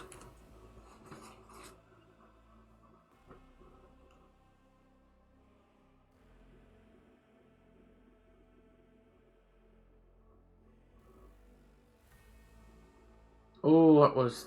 okay. Ow! Kick me in the pelvis! Careful, be gentle with our guest. She has an important mission to complete during our visit to the Warren Chamber, and for that, I need her breathing. Oh god. Oh, you are back with us, I see. Delightful. Shooter number 1, what's the meaning of this? And number 2, Voyage, Tearvere, you two-faced scum, you're the one behind this mayhem.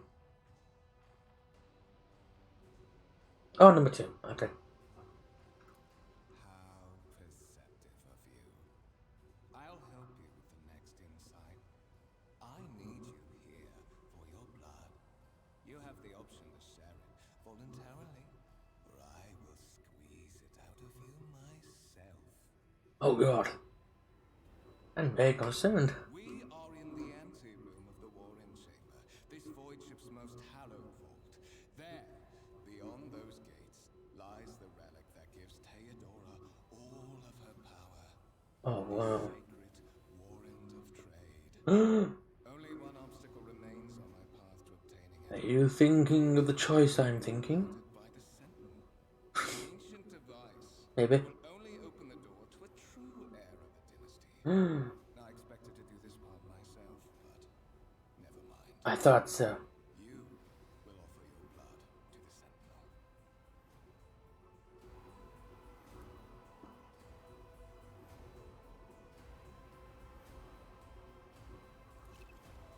Oh god. The blade flashes in the dim light, drops of blood appear on your palm. For a brief moment you feel nauseous, your head is spinning, and then quiet whispers begin to flood your mind. More and more sorcerers' voices echo each other, drowning out your own thoughts, replacing them with a singular urge. Go to the gate. Go to the gate. Go to the gate. And I was going to say number 2 as well. The voice in your head giggle and mock your desperate outcry. You feel the intruding influence forcing you onto your feet and making you take the step towards the gate, looming the center of the chamber. Okay.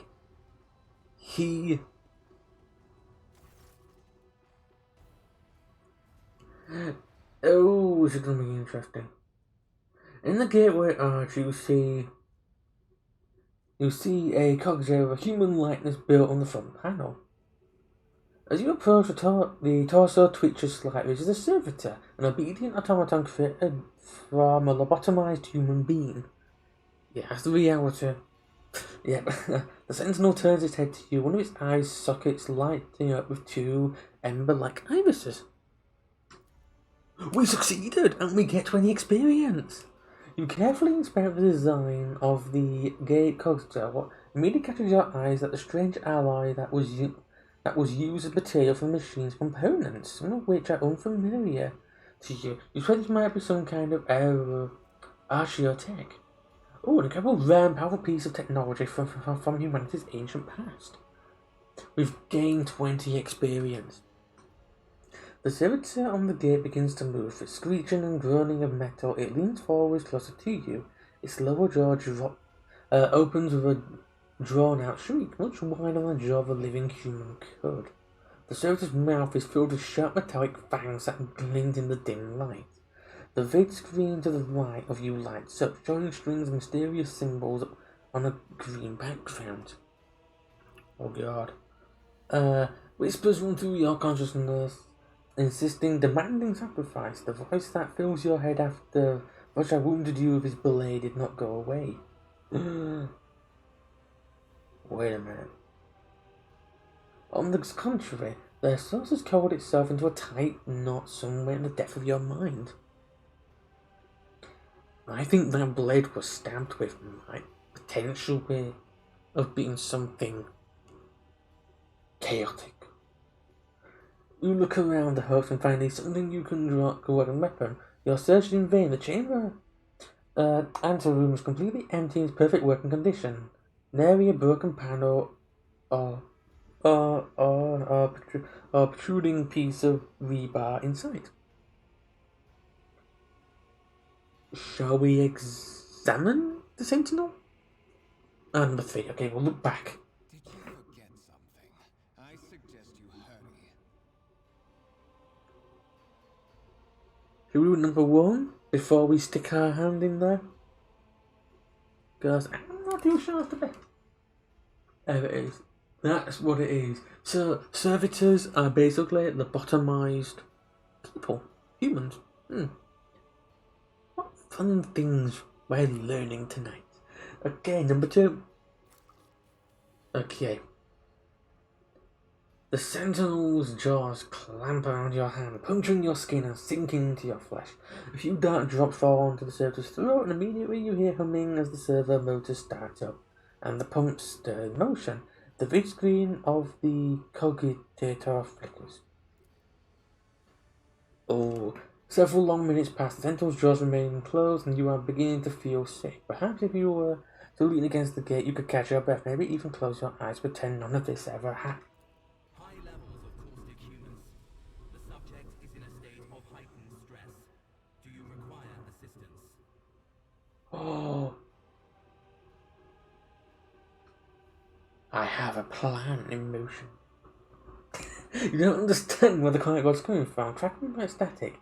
Is it the sentinel, the cultivator? I think one thing you're wearing mine. Whatever it is, you can clearly hear every word. Yes, number 2.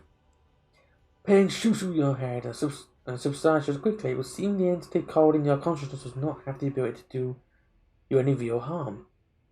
Wait, does that mean that did that dagger that was stabbed have something on it? Request accepted.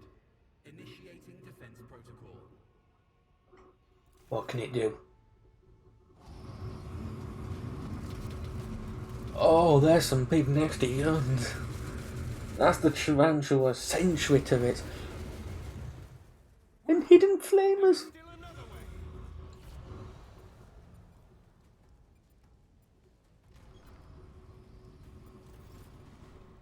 You ready to see the warrant of trade? It's in here.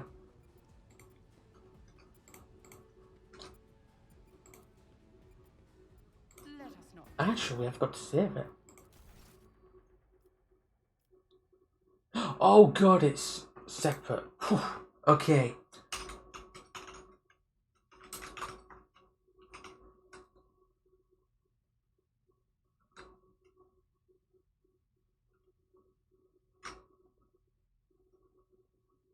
There we go.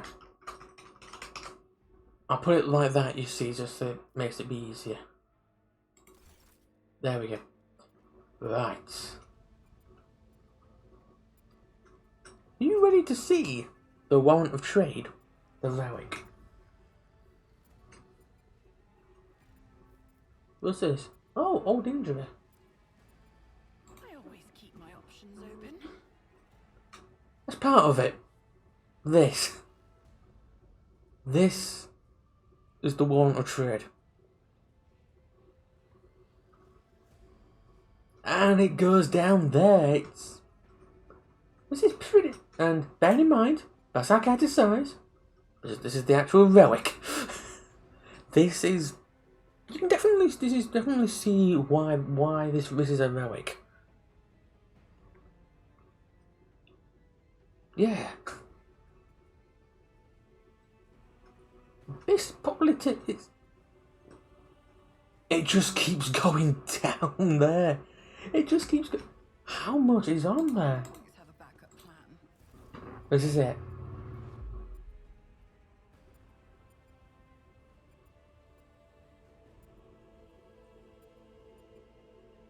This is the warrant of trade. Such a vast. You have a little servitor skull. Escort the child of the house to safety. Oh, those seals there. On there, so these. They have oaths that you make.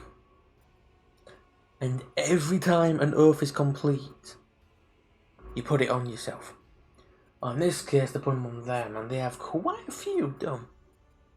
Number 3. Distance from the current location to the nearest arsenal. Initiating situational calculations. It's not going to answer, I think. Okay, what madness is happening here? Who are you? Who addresses me? I need to contact someone. Alright? Try and contact. Cast frequencies disrupted. Initiating setup. Establishing connection. Ooh. Ooh. Foxmaster, restore communication with the Navigator Sanctum. I am trying to connect to the bridge. If anyone can hear me on this frequency, recall all available forces and head to the upper decks at once. I repeat, regroup all forces and head. Communication protocols breached. Signal latency assessment unavailable. Dang. Unable to establish two-way connection. So we can hear, but we can't speak back. Temporary obnubilation following acute stress. Mobile unit of the Warren Sentinel standing by. Ooh. Should we click number 1 or number 5? Number 1, are you the Warren Sentinel, or number 5, lead the way? Mobile unit of the Warren Sentinel designed as a personal escort of the child of the house and a means of communicating with the rogue trader's subjects. Oh. Mobile unit standing by. Middle and upper decks. Assuming the probability of safe placement in areas of concentration of armed units. Calculating. To prevent unauthorized units from breaching the warrant chamber, preemptive sealing must be initiated. You can definitely see a lot of work has been put into this game. After the safety of the warrant is secured. Alright.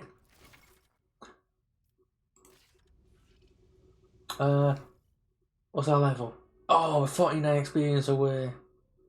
Dang. Okay, I'm gonna very quick just go to the bathroom, so I will be a moment. I'll be a very quick moment.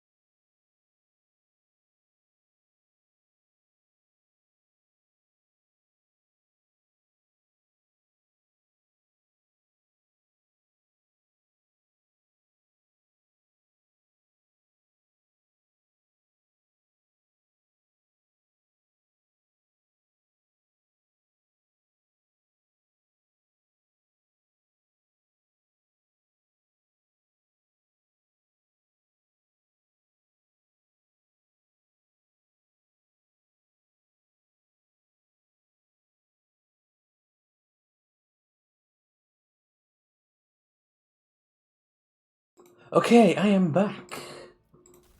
Save it again. So it does save it in profiles. Great. Okay. When we get a staff, you'll see the difference. Okay, let's seal the chamber up. We don't want anyone else getting in there. So just think, this is literally on board of a ship. It's not on a planet's surface. You wouldn't believe it's on a ship.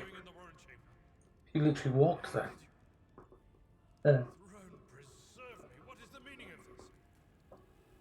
Hey. Shall we do number 1 or number 2? Number 1. Good.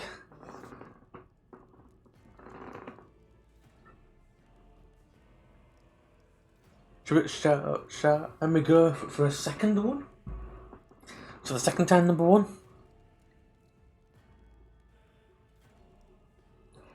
That's so.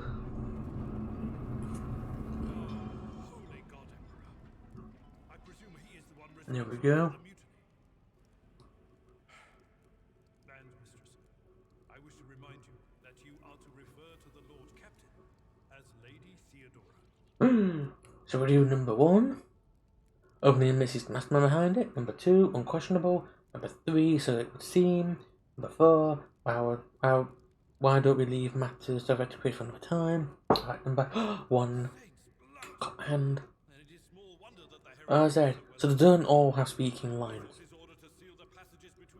Only I think only main story bits do have it. Now I see the real reason. It was to stop the enforcers from intervening. Okay, gotta admit, Now safe, Mistress.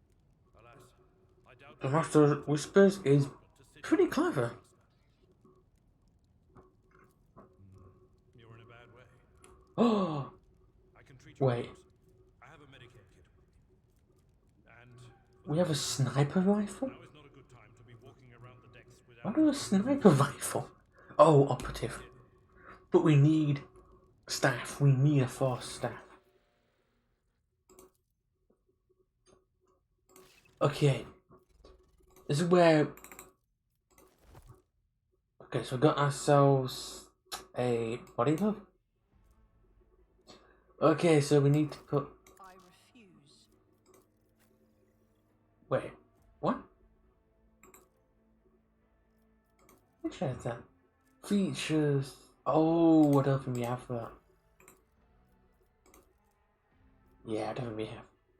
Oh, we can't equip it. Alright, that's different matter altogether. There we go. Right, we have to go with a sniper for the time being. Hopefully we'll find a force staff soon.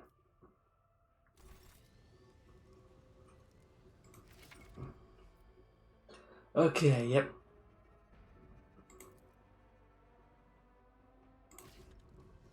Okay. Always keep your eye on the prize. Oh! I think I'll be able to let him do that. Okay, so F2. let me help. That is a noticeable improvement. Now you're There we go. for the trials ahead. The lower decks are teeming with heretics instigating Right, so we've got a sniper rifle for the time being. the least of our If we can get ourselves the staff, that would be really helpful, because that will mean pressing the resistance. we have this. We have Situation on the middle a deck. psycho military at least. All those strike teams have already been dispatched there. All communication Oh wow, and the engineering. they've really planned out this pretty well. Apart from scattered foxcasts, we have no information to go on. Hmm. But that is not the worst of it. All these jolts and shaking are most alarming. These are signs that the navigator and the master helmsman are having difficulty translating the ship out of the warp and into real space. Oh, I fear that they may have already lost control. if they lose control, Reach the navigator's we sanctum are stuck in the warp. situation. If we can manage that, some aboard this vessel may yet survive. At number 4. Lady Theodorus. Which one? The last one I received was about the Just navigator. heard the bathroom door lock just fall off again. In any case, let us hope that the Lord Captain is well and safely in charge of the ship's defense. In the meantime, we must do what we can to Who prevent shall we go with? veering off course. Wait, what's that one? Oh, number 1, okay. I am no helmsman. Oh, God Emperor preserve me, navigator. There we go. However, I've spent my entire life aboard void ships equipped with warp drives, and I know that. Oh, so he's been on quite a few of them. It could be that the Geller field has fallen. Oh, that's not good. Perhaps the navigator was struck down by warp corruption and is fighting for the last shreds of his humanity as we speak. That can happen as well. If we get thrown, There are things far worse than death in this universe. naturally, we would likely not have long to live in that scenario. And one of them is definitely, Just yet. definitely not a good one. Ah, number 3. Absolutely. Let us proceed. Yes. Oh! The arms, loyal sons and daughters of the God Emperor. Fight the heresy and corruption that threatens to consume our home, and with all your might destroy those who have dared. Lord Captain is calling her crew to battle, which means Oh, that's not good. networks are set up for The fact that we can't communicate back is not a good sign. Because it seems like the Vox cast are not working still. her subjects. You and I shall prove that her trust in us is well deserved. Onward. There we go. Oh no. Right. Now we get to do this. We get to be... Right, I want to have her back up here instead. Right, okay. We are going to do it on this one. Give it to him. Right. See how well the shot goes. Yeah, he's not getting it from there.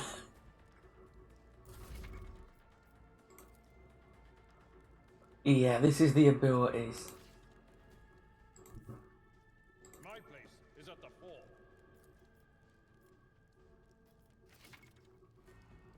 Oh, okay.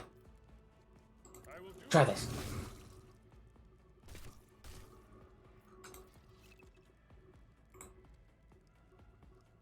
And we will move ourselves. Oh, we can't move ourselves now. Right.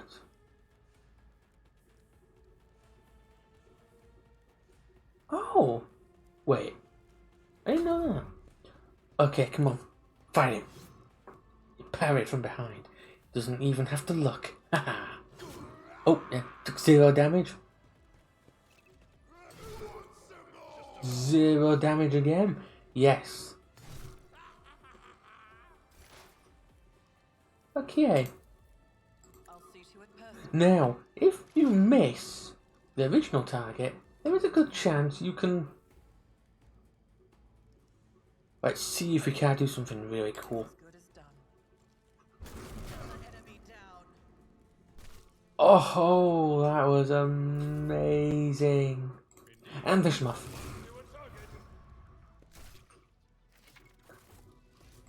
And they're leveled. We're now entering the second. Right.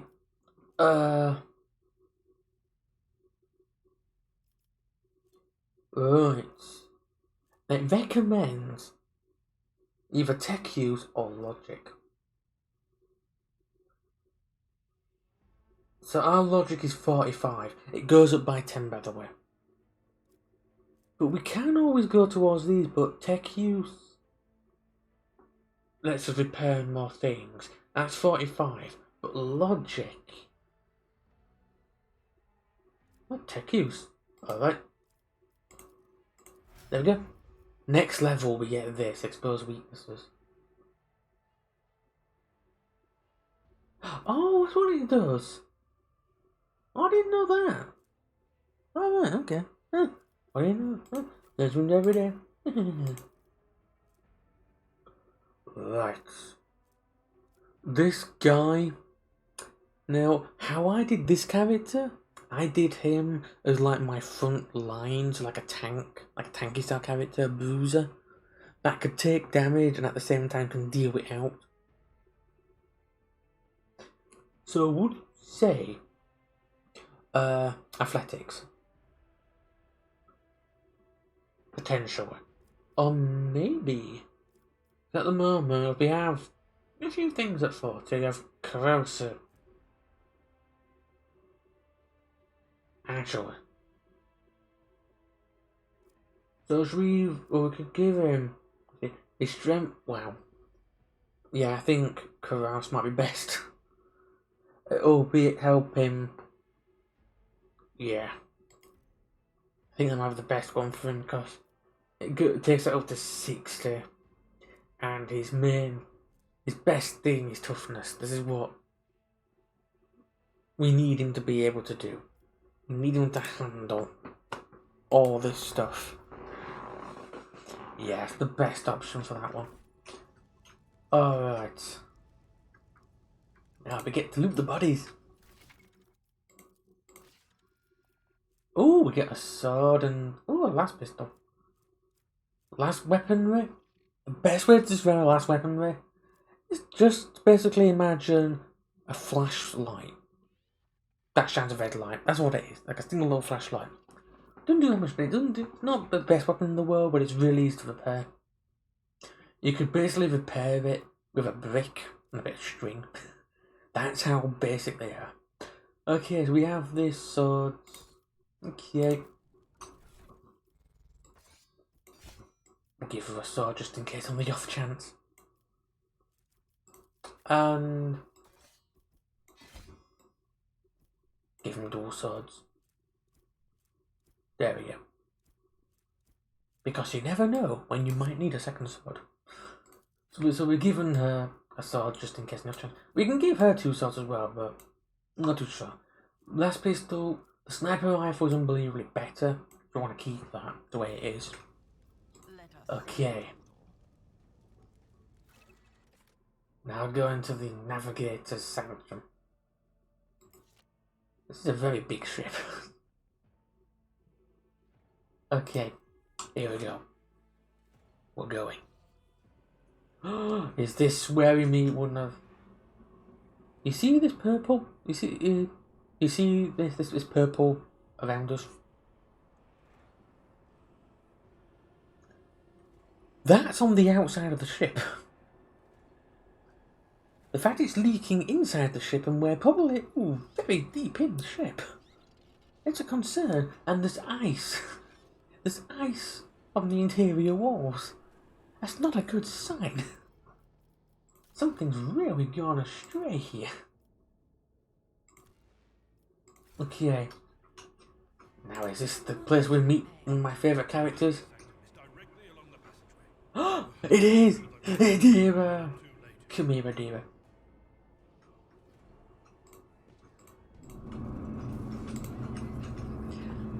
Adira is the other psyker.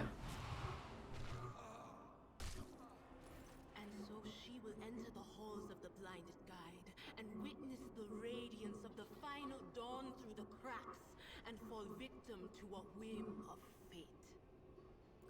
Mistress, watch your head. Idira, Oh, would it be too much to ask that you phrase your soothsayings plainly for once?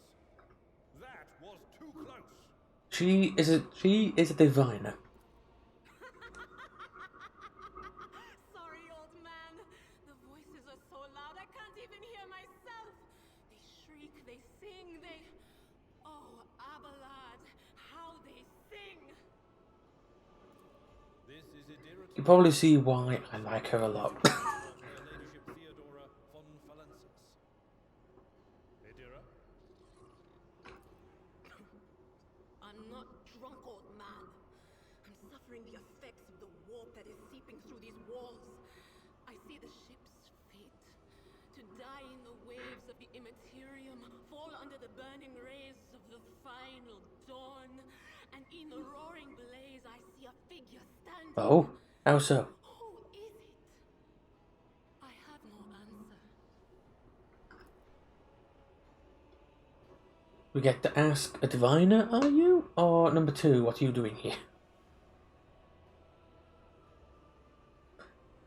That's the staff we need. That's a basic psycho staff. That's what we need to get a hold of. Oh, she's actually a diviner. I guess she's not really a black mage. The voices from beyond the threshold whisper to me. Sometimes their murmurs are clear, they grant insight. Sometimes they drive me mad. But I am patient. I know how to listen and discern. But now, with this clamor around me, too many voices, too loud.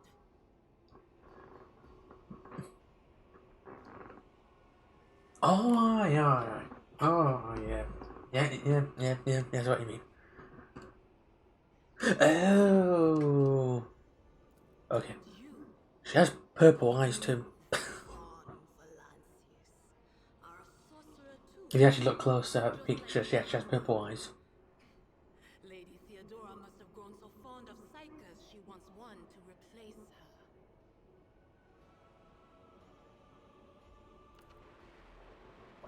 her. Officers frequently say to all who can hear me, those with weapons in their hands are gathered on the officer's deck at once. I repeat, gather on the officer's deck at once.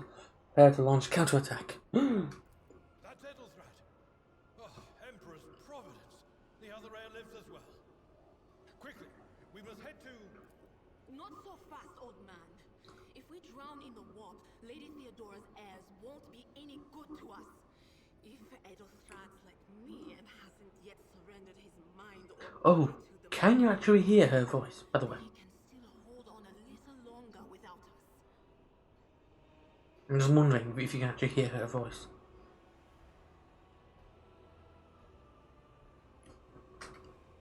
Oh god. Blast it. You're right. How would you say that sort of like accent What is happening here? sounds to you? How would you best describe the accent she has? I'm just wondering, that's all. Okay, number 1, how do you know who I am? On number 2, what are you doing here? So we get a choice between basically a new line or another line. I didn't expect the, what's it called, the sniper precision shot to do that much damage. Oh, Adira is also an operative too, so that means we get to do double the amount of exposed weaknesses.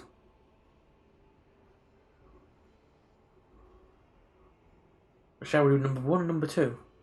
I think we're roughly halfway through now, the prologue.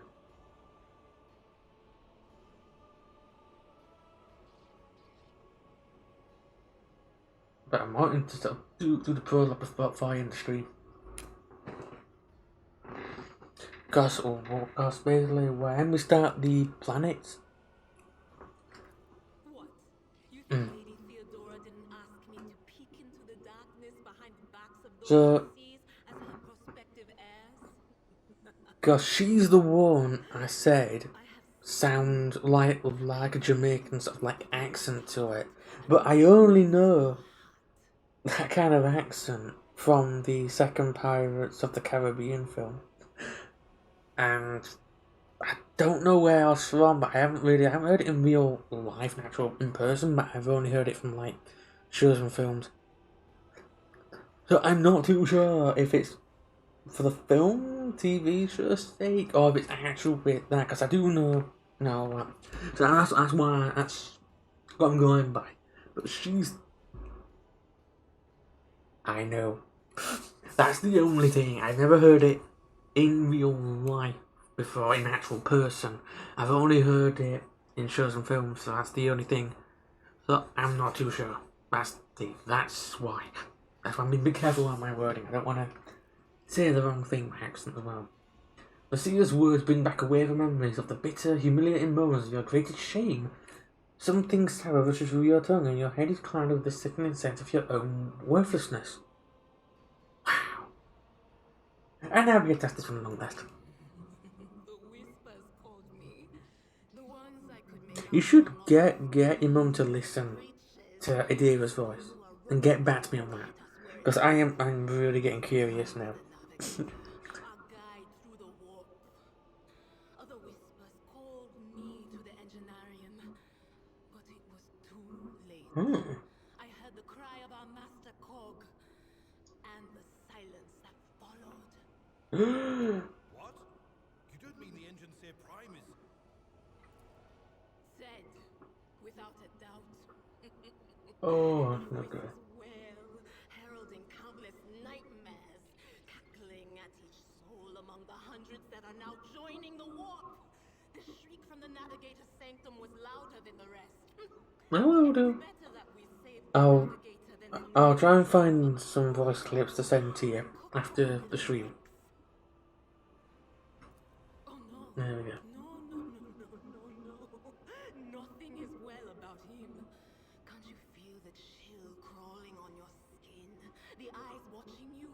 The warp ice has already encased the bulkheads. What follows is calamity. Oh,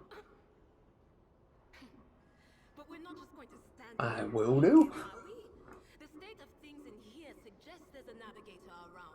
Maybe one who's crippled or at death's door, but still kicking.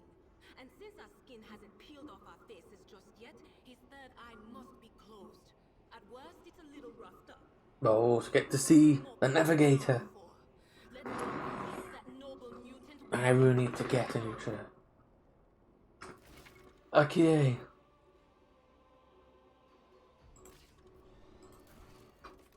No, I didn't want to do that. I want to do that. There we go. A piece of pipe left no big dent. Oh yeah, that's true. True.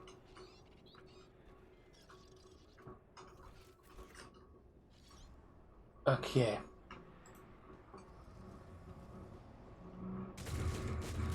Oh, there's not good.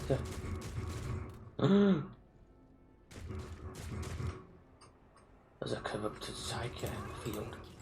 Let's go. Your seneschal is always there for you. Here we go again. Spare none of them! Okay, put you there. Put you there. Put you slap bang there.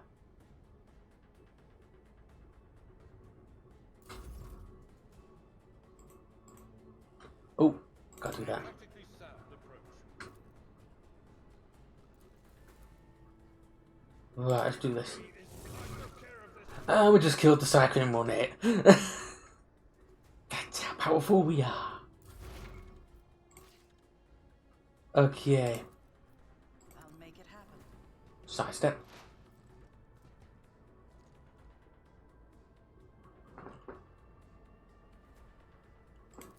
Ah, Who? yes. Not me. Right.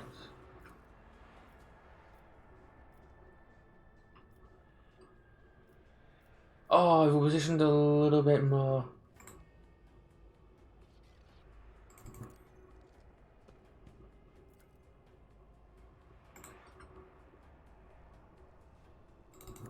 Oh, yeah. Perfect. Never stood a chance. Now we get to see.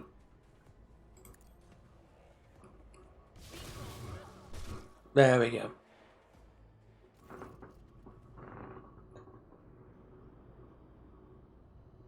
I will try to remember. Oh, the navigator doesn't look that good.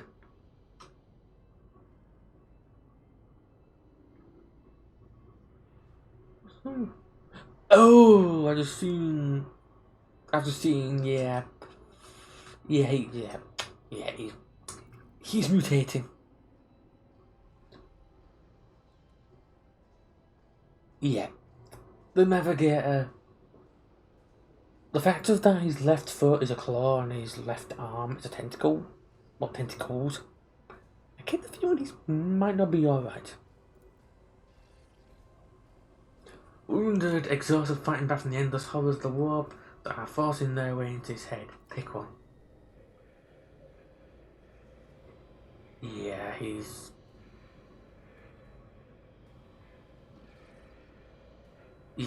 not in a good state.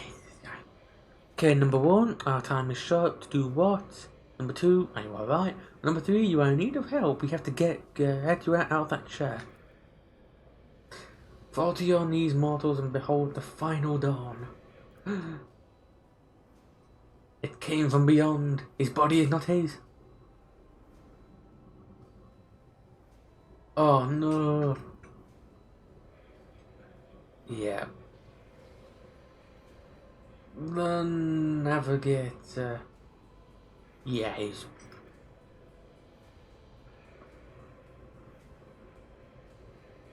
Yeah.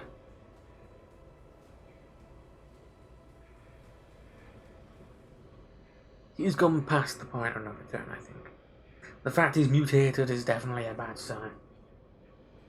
Number 1, who torments you? Number 2, I want to help. Ooh, right.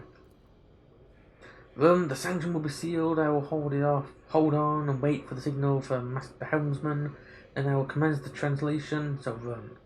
Run. Number 1, number 3, or number 4. Who torments you? I cannot bear to see him such any longer. I'd rather put him out. Okay. Told him.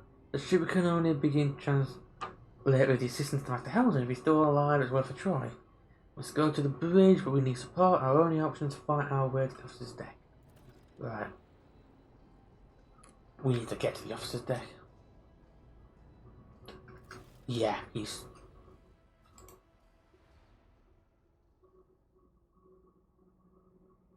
Oh, they go for that. Yes, that's what we need. That's what we need. I want that. Gimme, gimme, gimme.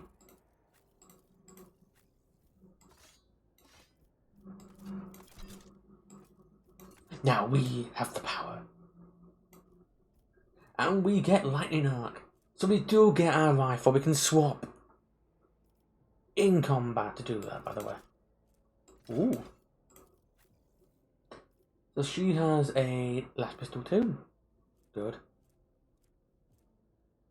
We could give her that. And put down the side as well. But I think she's going to be alright. She's not meant to be close up. We need... Oh, we need 113. I keep clicking the wrong button. There it is. Let's have a look. Nope, we're not missing anything. Alrighty, let's head back. We need to get our way. We need to get to the officer's deck immediately. To the officer's deck.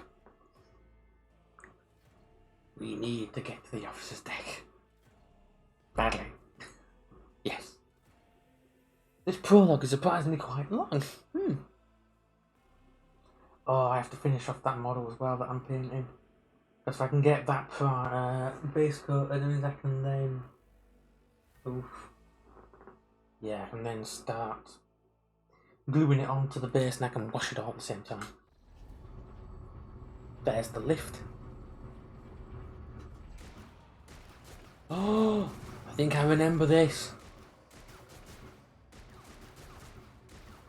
I remember this. Oh god, the heretics are winning. Oh. Attack the Cervatus. Yes.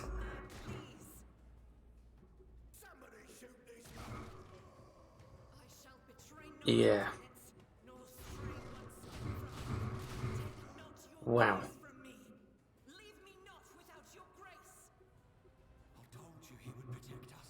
Yeah.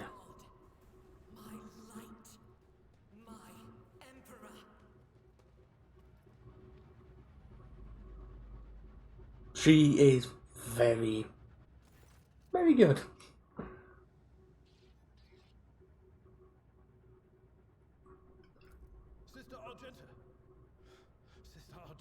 Yep, she's from the Sisters of Battle.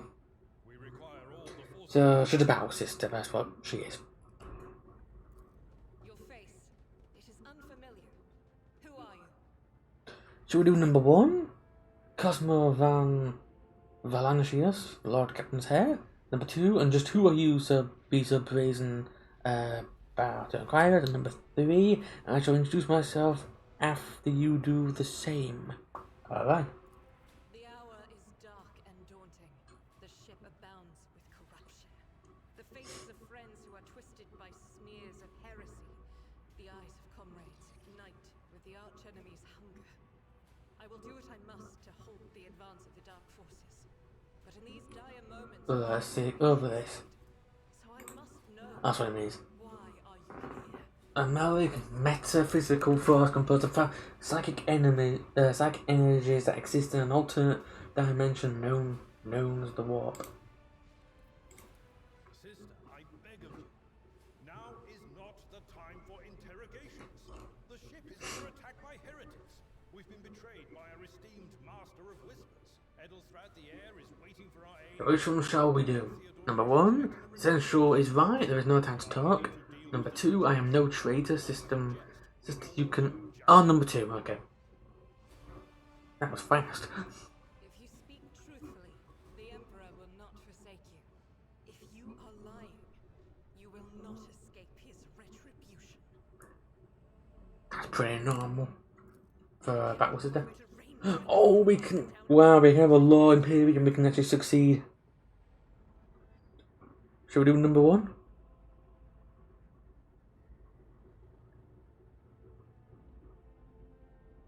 Yeah, that's Sister Rochester is a guest of the Lord Captain, and that story deserves its own conversation under more appropriate circumstances. there we go. Chatter. I am where I must be, and that will suffice. No, number 1, number 2, or number 3?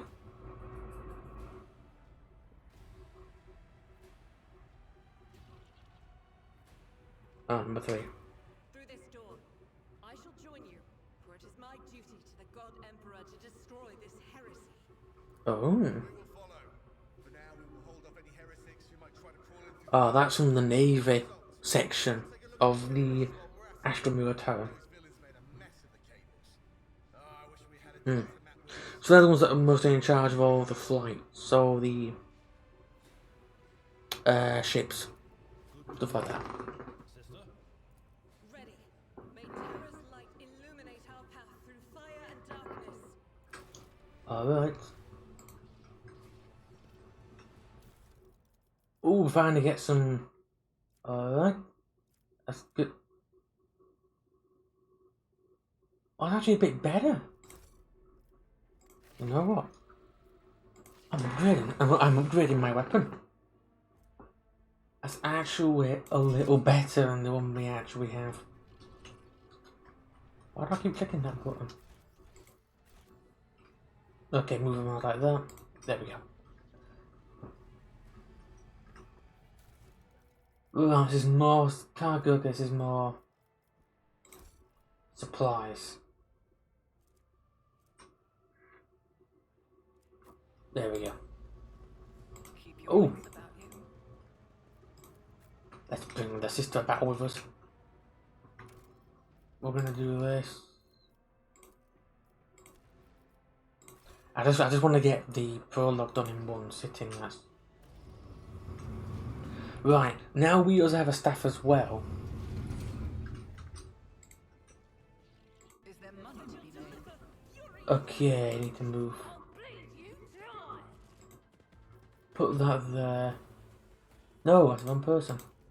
No, right person. Just one placement.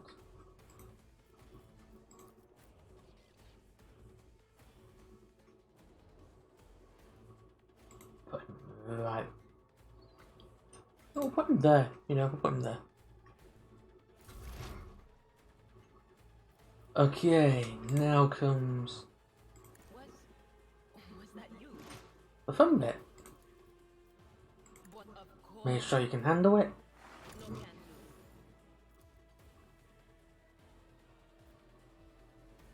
Let's do this. Oh, we accidentally zapped our own person by accident.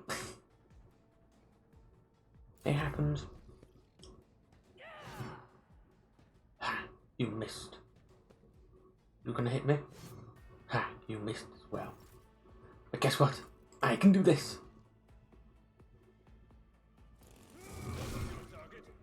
There we go. Oh. That looks like a leader. At your beck and call. There we go. We can't attack him, but we'll move up to there. Right. Yeah. These are cutthroats now, this is gonna be. Okay. Here's where we get a zappy ourselves.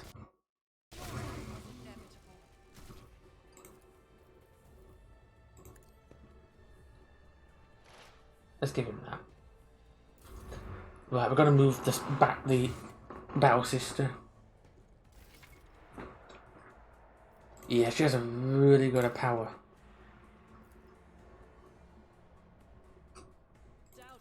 Okay, see if we can hit.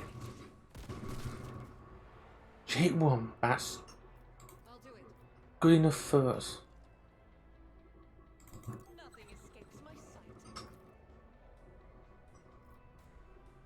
That is not the Emperor's will. Do that. Commands I act. There we go. A little bit of know-how can go a long way. I do wish they stopped trying to attack me all the time like that. Okay. Let's see how this works. Anything else? Let's give them.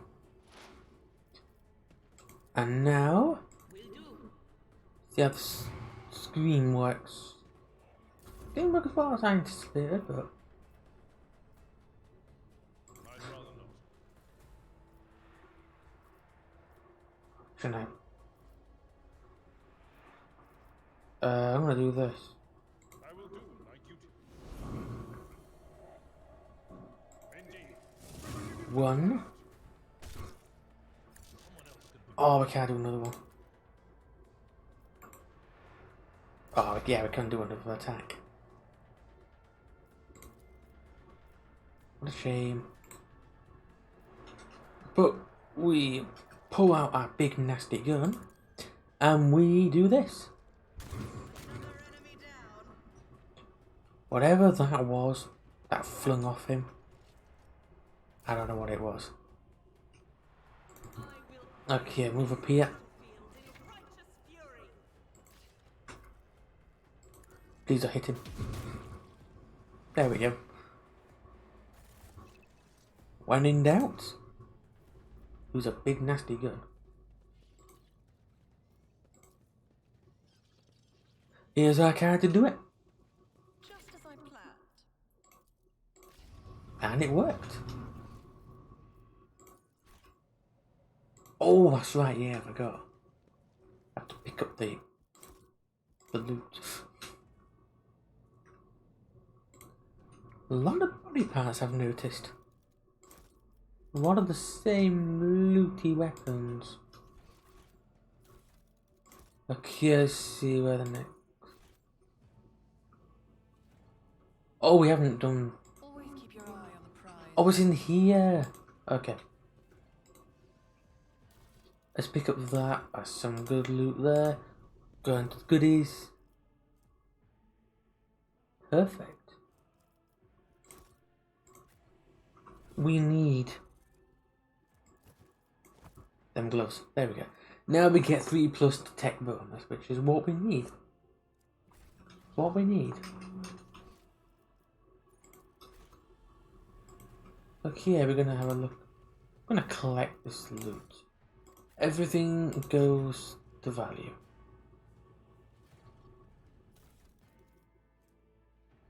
Oh, multi-key. That's useful. Wait, what? Are they damn? I got the feeling they're that. Oh, right, yeah, that's what it is. Okay, yep. Just got to be careful. Because last time I missed these. In my playthrough, my first 12 that I'm currently doing. I missed these two little bits. There we go.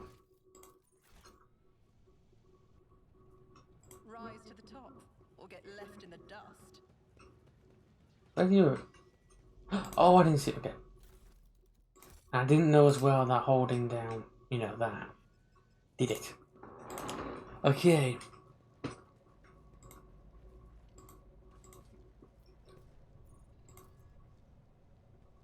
Demolition. Check. Never doubt me. And we leveled up. We're now level 3. Oh, and we get exposed weaknesses. That is actually really good. What do you get? Endure. This is also good. What do you get? Oh, she gets the same. Exposed weaknesses. Because she's also an operative. What do you get? Oh, she's a soldier. Soldier immediately moves window defense to end the combat. Gains the. Oh right, that's actually. Wow. Okay, she is really good at demolitions. There we go. Alright, we're going in. Let us not dawdle.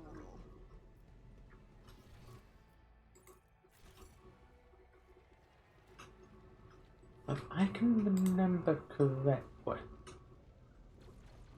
this is where we start to see, I guess, the alignment like thing. It's here. This is where we get to decide, is she going to be lawful? Is she going to be neutral? As in, well, I guess neutral as in caring for humans, or evil.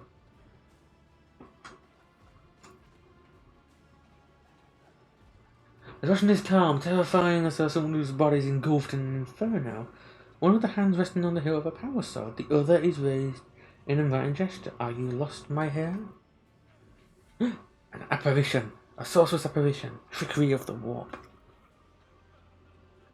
Sister, you will lower your weapon? Threatening the Lord Captain is outrageous.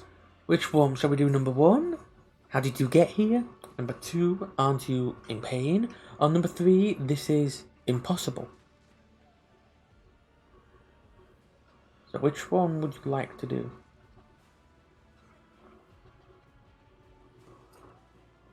Number 1. Alrighty. I am a rogue trader, Cosmo. I am wherever my will demands me to be. Will you prefer to be elsewhere at this time? Indubitably. But are you ready?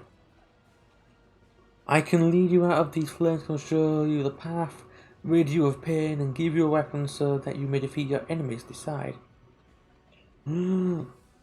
Oh. Do not listen to this abomination. If there is naught but his light in your heart and you have result in your faith, then step into the flame the Emperor protects. His faithful will not be deterred by either darkness or deceit, promise or deceit from promise. No, the fire burn to the void with you. We need to follow Lady Emma before we suffocate in the flames. The people, Cosmos, the survivor of the middle deck must help the crew and lead them out.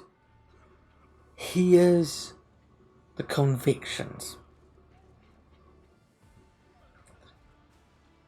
This is where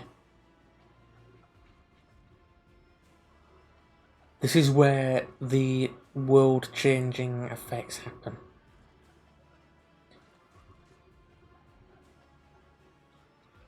Oh, we're going the same way I did.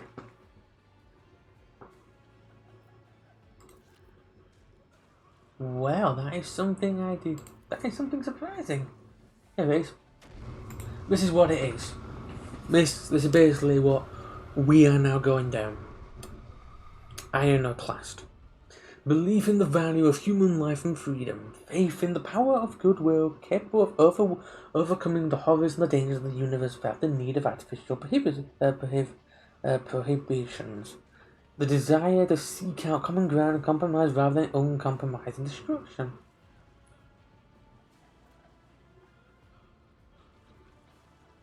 Wow. So we get these over time. So there we have it. This is where we're going down the path of ironclast.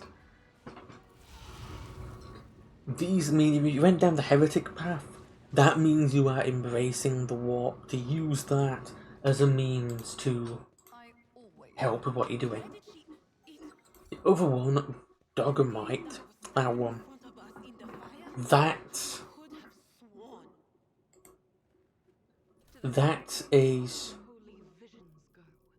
Do you the way of following basically the Emperor. Absolute will. Okay, we're letting the best person do the job for this. It'll automatically pick the companion or the player best fit for that task. always keep your Best eyes thing, closed. the full group you can have is actually 6. So it's a lot you can do. Ooh. That's not too bad. Let Anne. Yeah. She could get everything. Perfect. Deck officer's helmet. Okay, we don't need... Okay, we won't need that. I get the feeling he will. There we go. So he's got more armor, because he's the one diving into all these fights. Everyone else isn't. We're pretty much keeping beyond arm's reach for these kind of things. We are not going to be getting into close quarter combat with people. We are too late. Or perhaps Edelthrad and his escort never made it here. Which would be even worse. Or they could be fighting on the bridge as we speak. So you can make a heretical character in this.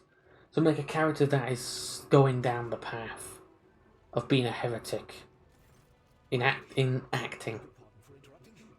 The people are asking for orders. You came back to save us. So now we will follow you through thick and thin. That's what we get. We got a bit of help. If Edelthrad is there, then he requires immediate assistance. So we need to pick up some loot around here. There is one thing that I find most troubling. I really need to shave, I think, sometime. They are still coming in, even though it would make sense for Lady Theodora to be on the bridge right now, at the head of the counter-assault. I feel uneasy. What if the Lord Captain is besieged in her own chambers? With your permission, I suggest that we confirm for ourselves that she is not. We can use the same elevator that Lady Theodora and Maud headed for earlier. Hang on. Make it a secret lift. Oh, right then. Oh, and there's our Voxcom. Right. No more loot. Let us not dawdle. I recognise that. That's the lift we got stabbed at. I remember. It was painful. We got stabbed and then we started to see weird stuff going on.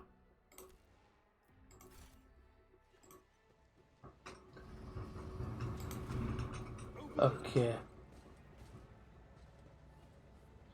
We need to pick up the loot once we're here. Because all this cargo will also be good as well. This is intriguing. So yes, so all this goes into the ship thing, which I found out is really good to have. Rise to the top or get left in the dust. Oh, what's this? Oh, logic.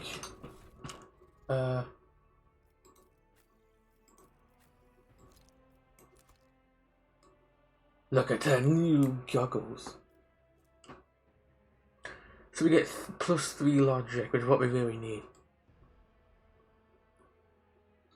How does she look? What are these?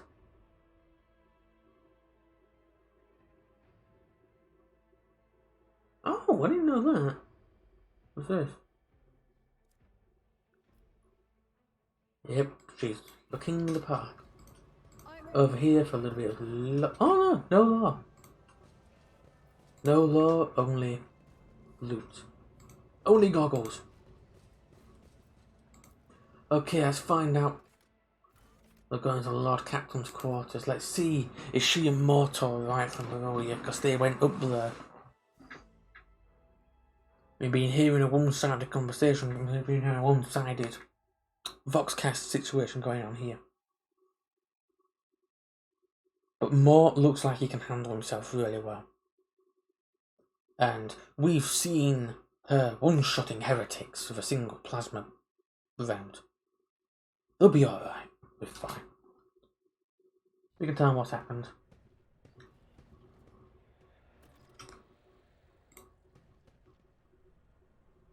Oh, that's not good. No! No! It's not too much blood. She might be alright, she might be alright. No, it's not alright.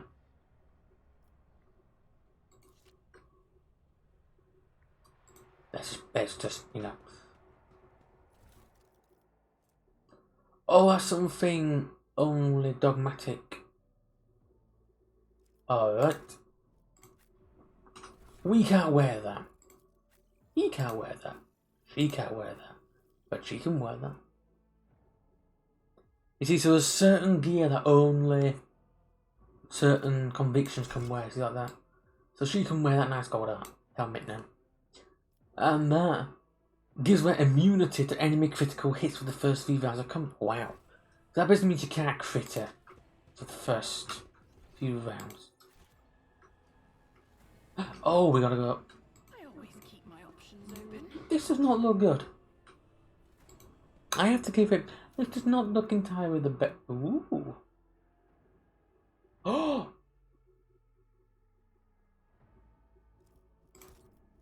Hang on. Do you think that we should wear that as Cosmo? It'll give us 10 bonus to commerce, which is about making profitable bargains, and law of Imperium, which will boost that to 55. There we go. So that's, wow, okay. The loot isn't the same.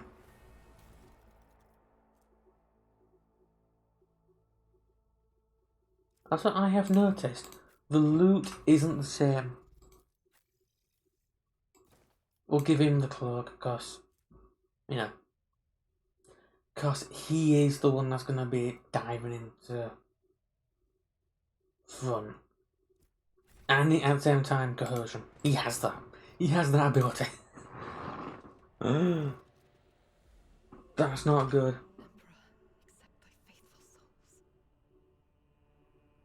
Oh, that's not good.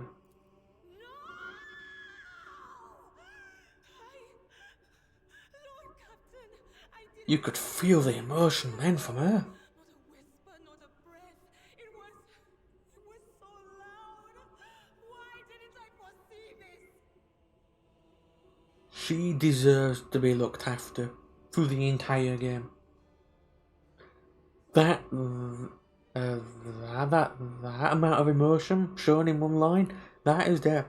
Yeah, we are going to keep her safe through everything.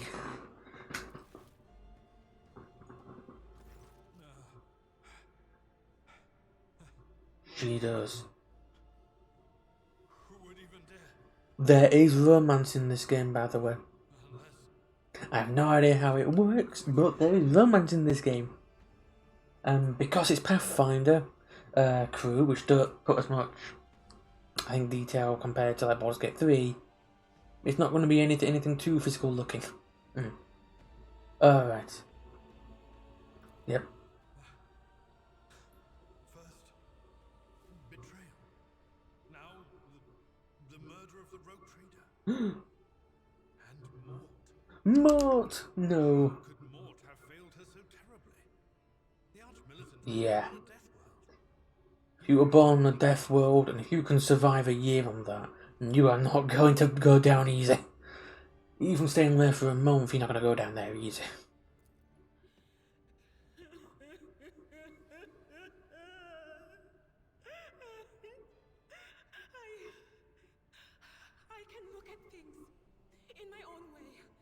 If you find something that might bear the imprint of the killer, just give it to me, and I'll try to see what secrets it holds. Oh. Yes, let's have a look on this. Look at the... An auto pistol shot. An extraordinary accurate one for that. Wow. So she was surprised by who did it.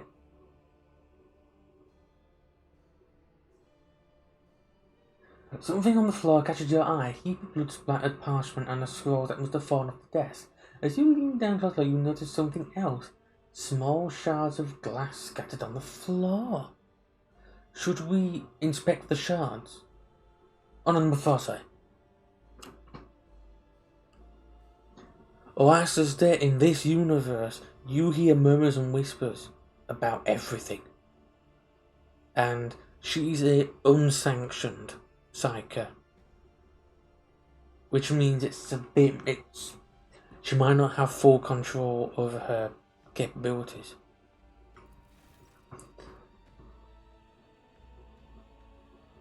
I'm gonna guess number 3. Again, submerging promethium, a broad term for combustible fuel in the Imperium Mom. So something definitely happened. She was shot. She seemed surprised. Whoever shot her was incredibly skilled. Shall we do number 3 again?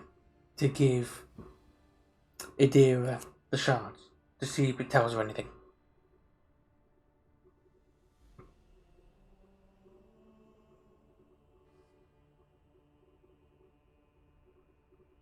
So should we? Should we do number 3?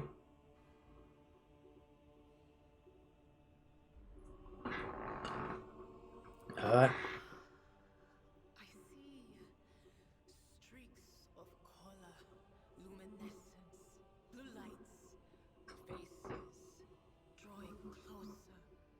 Lady Theodora, and Conrad, and what is that? Ah! Something dark, enormous. Oh, this glass thing was something. Oh. That's for sure.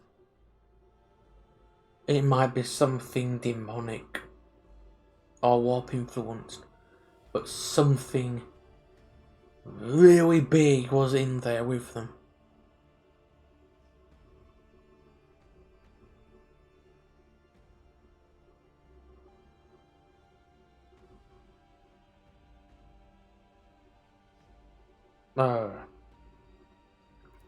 Continue on.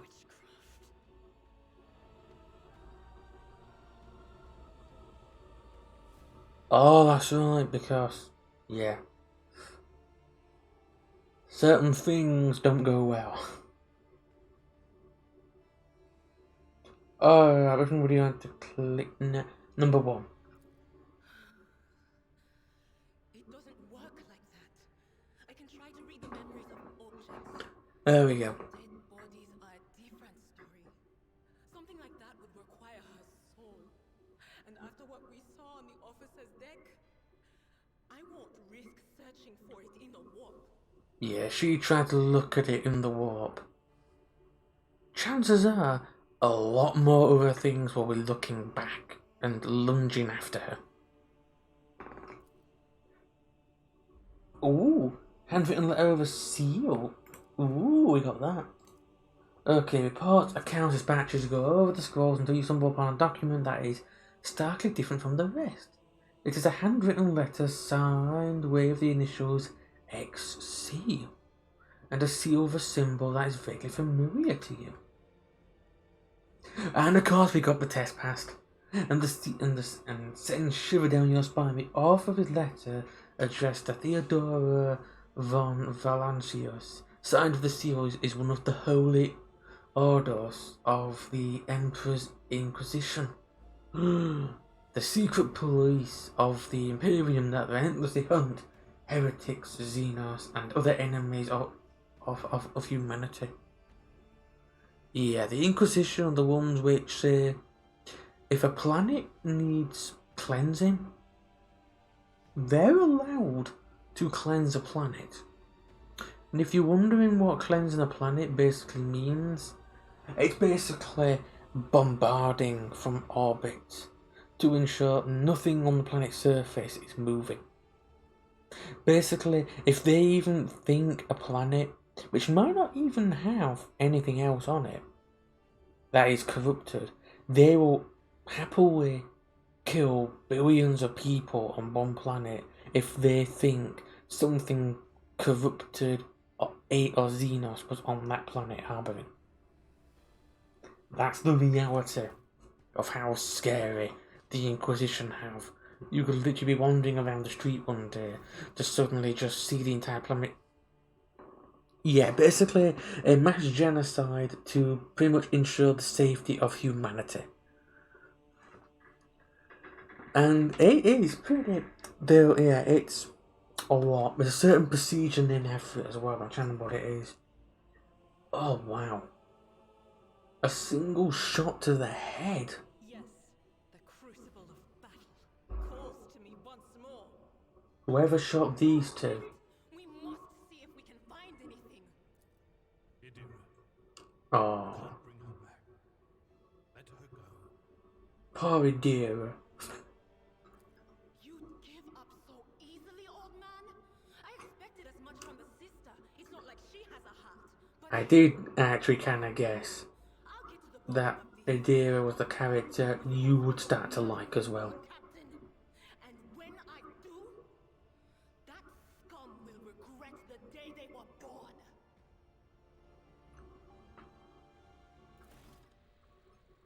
Let's see.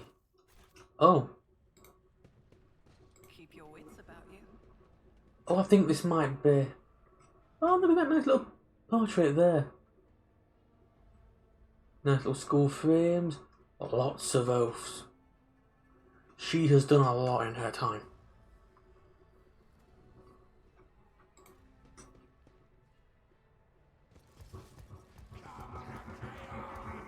Oh, Mercy to those who oppose Von Valencius. I will level you.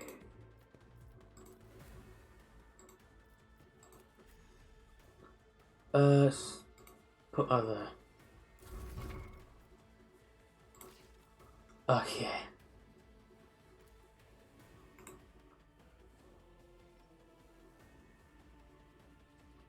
I want to be careful now, guys.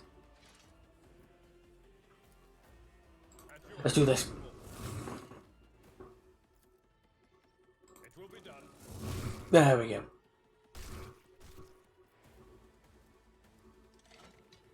Whew.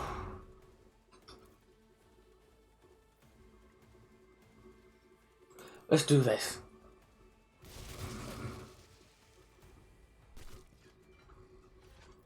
Right. I'll see to it personally. Let's do that. Then we do this.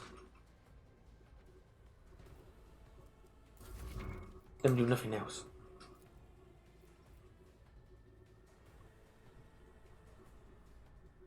Hang on. Let's do this first. Then we do this. Let's see how this goes. Didn't go as well as I anticipated, but... Alright. But of course.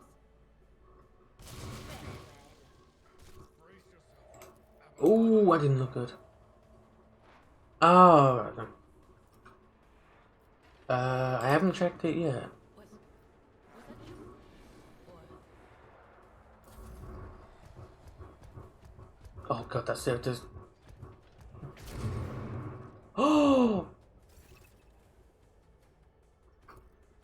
Beautifully dodged.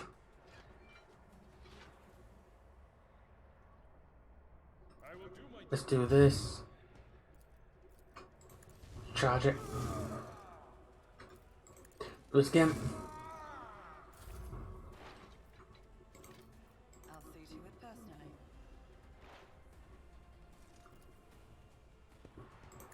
Let's aim.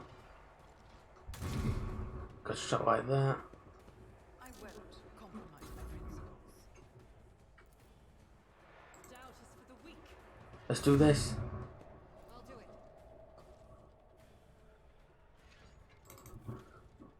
Move around there. And do this. We'll do this. Nice little shout if it goes that way. I will do. Oh!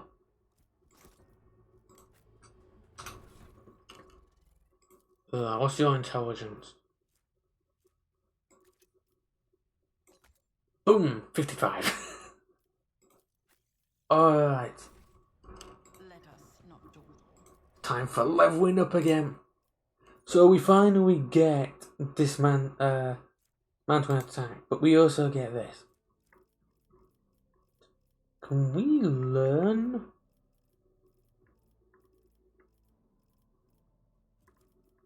Can we learn the next side? Oh, we need level 10. Okay, let's go back up again. Okay, which one would you think you'd want to have? Tide of Excellence? Whenever an operative triggers and exploit an enemy, the operative gains 1+ damage and 2% armor piercing and penetration until the end of combat, and it stacks. Weak body, weak soul. Exploit weaknesses also reduces enemies' toughness and willpower by 3 times intelligence bonus for 1 round. I think that means it'll go down by 3 times. 3 times 4, so 12, I think. Fresh target. Whenever the operative attacks an enemy that is still that is at full wounds, the attack deals +10 plus perception bonus % more damage to that enemy, or instant exposure. Exposed weakness costs 0 AP, so that means it gives us a little bit extra what we can do. So that exploits literally means it means we can use that extra ability for something else. So alright, we'll do that. There we go. So he gets that daring breach. That is actually, yeah, has no limits on. That basically means him against a boss, and that will be fantastic. Okay. Whenever an enemy attacks a warrior, enrage, slow.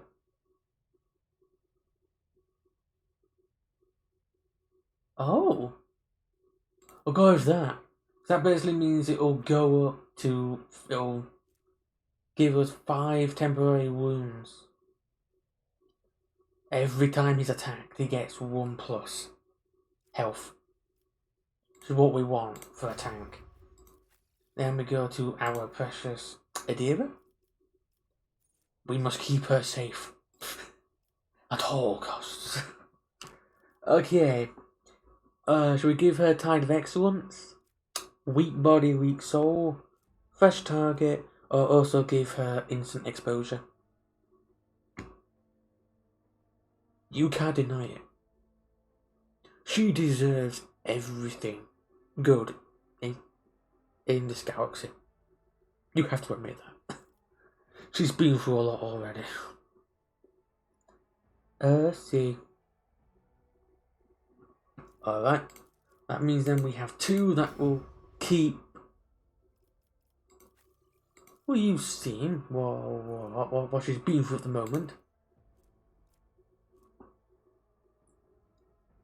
Hang on.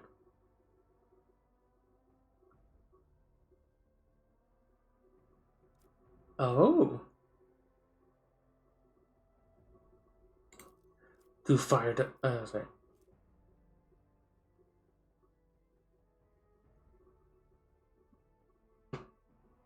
I have no idea. I don't know. Well, level 4 now, we need 232 for next level. So when we reach level 10, we're gonna get our first side ranking up.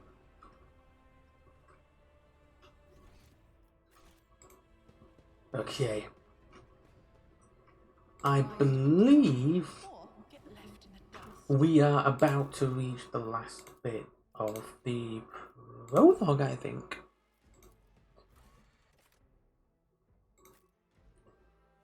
Oh god, the rogue. Okay, so the rogue trader is dead.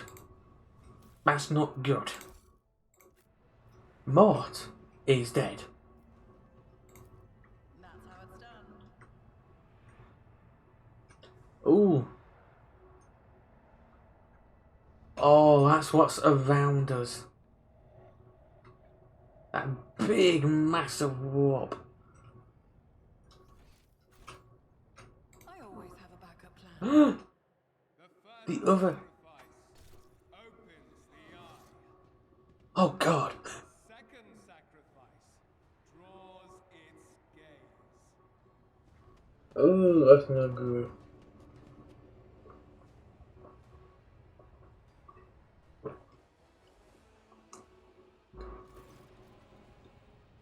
Oh god.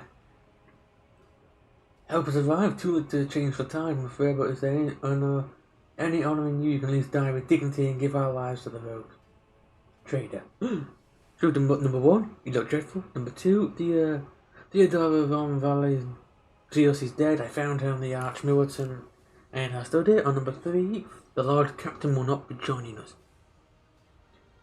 So we come to be. Oh, that's probably put best. God Emperor preserve us. The rogue trader is dead. The ship has lost her Lord Captain, and the house its head. No matter what ritual comes right before me here, the warp is too strong. I can't withstand it. I feel my body changing with every second. Oh yes. You'll see what the warp can do to people. The warp ringing in the air. This is the end. We will perish in the warp along with the Warrants and all of the dynasties. As the enemy of humanity triumph. I've seen it before. We'd better get away from it. The changes are already accelerating. What's gonna happen to him? Alright. Number one, I forbid you from thought of yielding. Only by resigning to your fate will you choose this for defeat. Number two, the ship can still be steered out of the warp. We must first restore communication between the bridge and the navigator sanction. On number three, perhaps the warp does not have to be the end.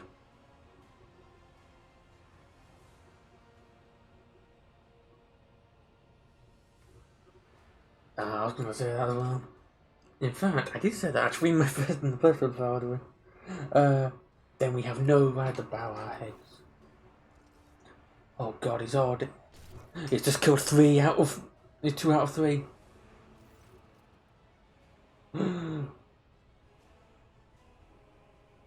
Oh god. Which one shall we do? Draw a weapon? Speak to the other hair? Or speak to the party? Number 1, number 2, or number 3?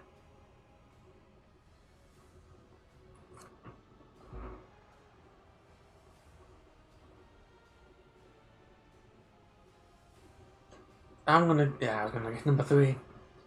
No Cosmo to die altogether is allowed to flame in the dying situation to die. No, not be like this. Not today. The ritual will not be complete. I'll take care of it, and you see to it that the void ship breaks free from the warp. Watch over our realm, and farewell. Accursed traitor. A time will come when you will bleed for her ladyship Theodora's murder. Remember my words, for there will be a vow of he who marches towards his death. But Theodora is dead. Oh. Wait. He didn't. That looks like he actually didn't be involved in it. Then who was the one? Then who killed Theodora? No, this can't be. Not now. I still haven't. Oh. We're about to see what happens, and someone gets corrupted by the warp. Because he's already been affected by it.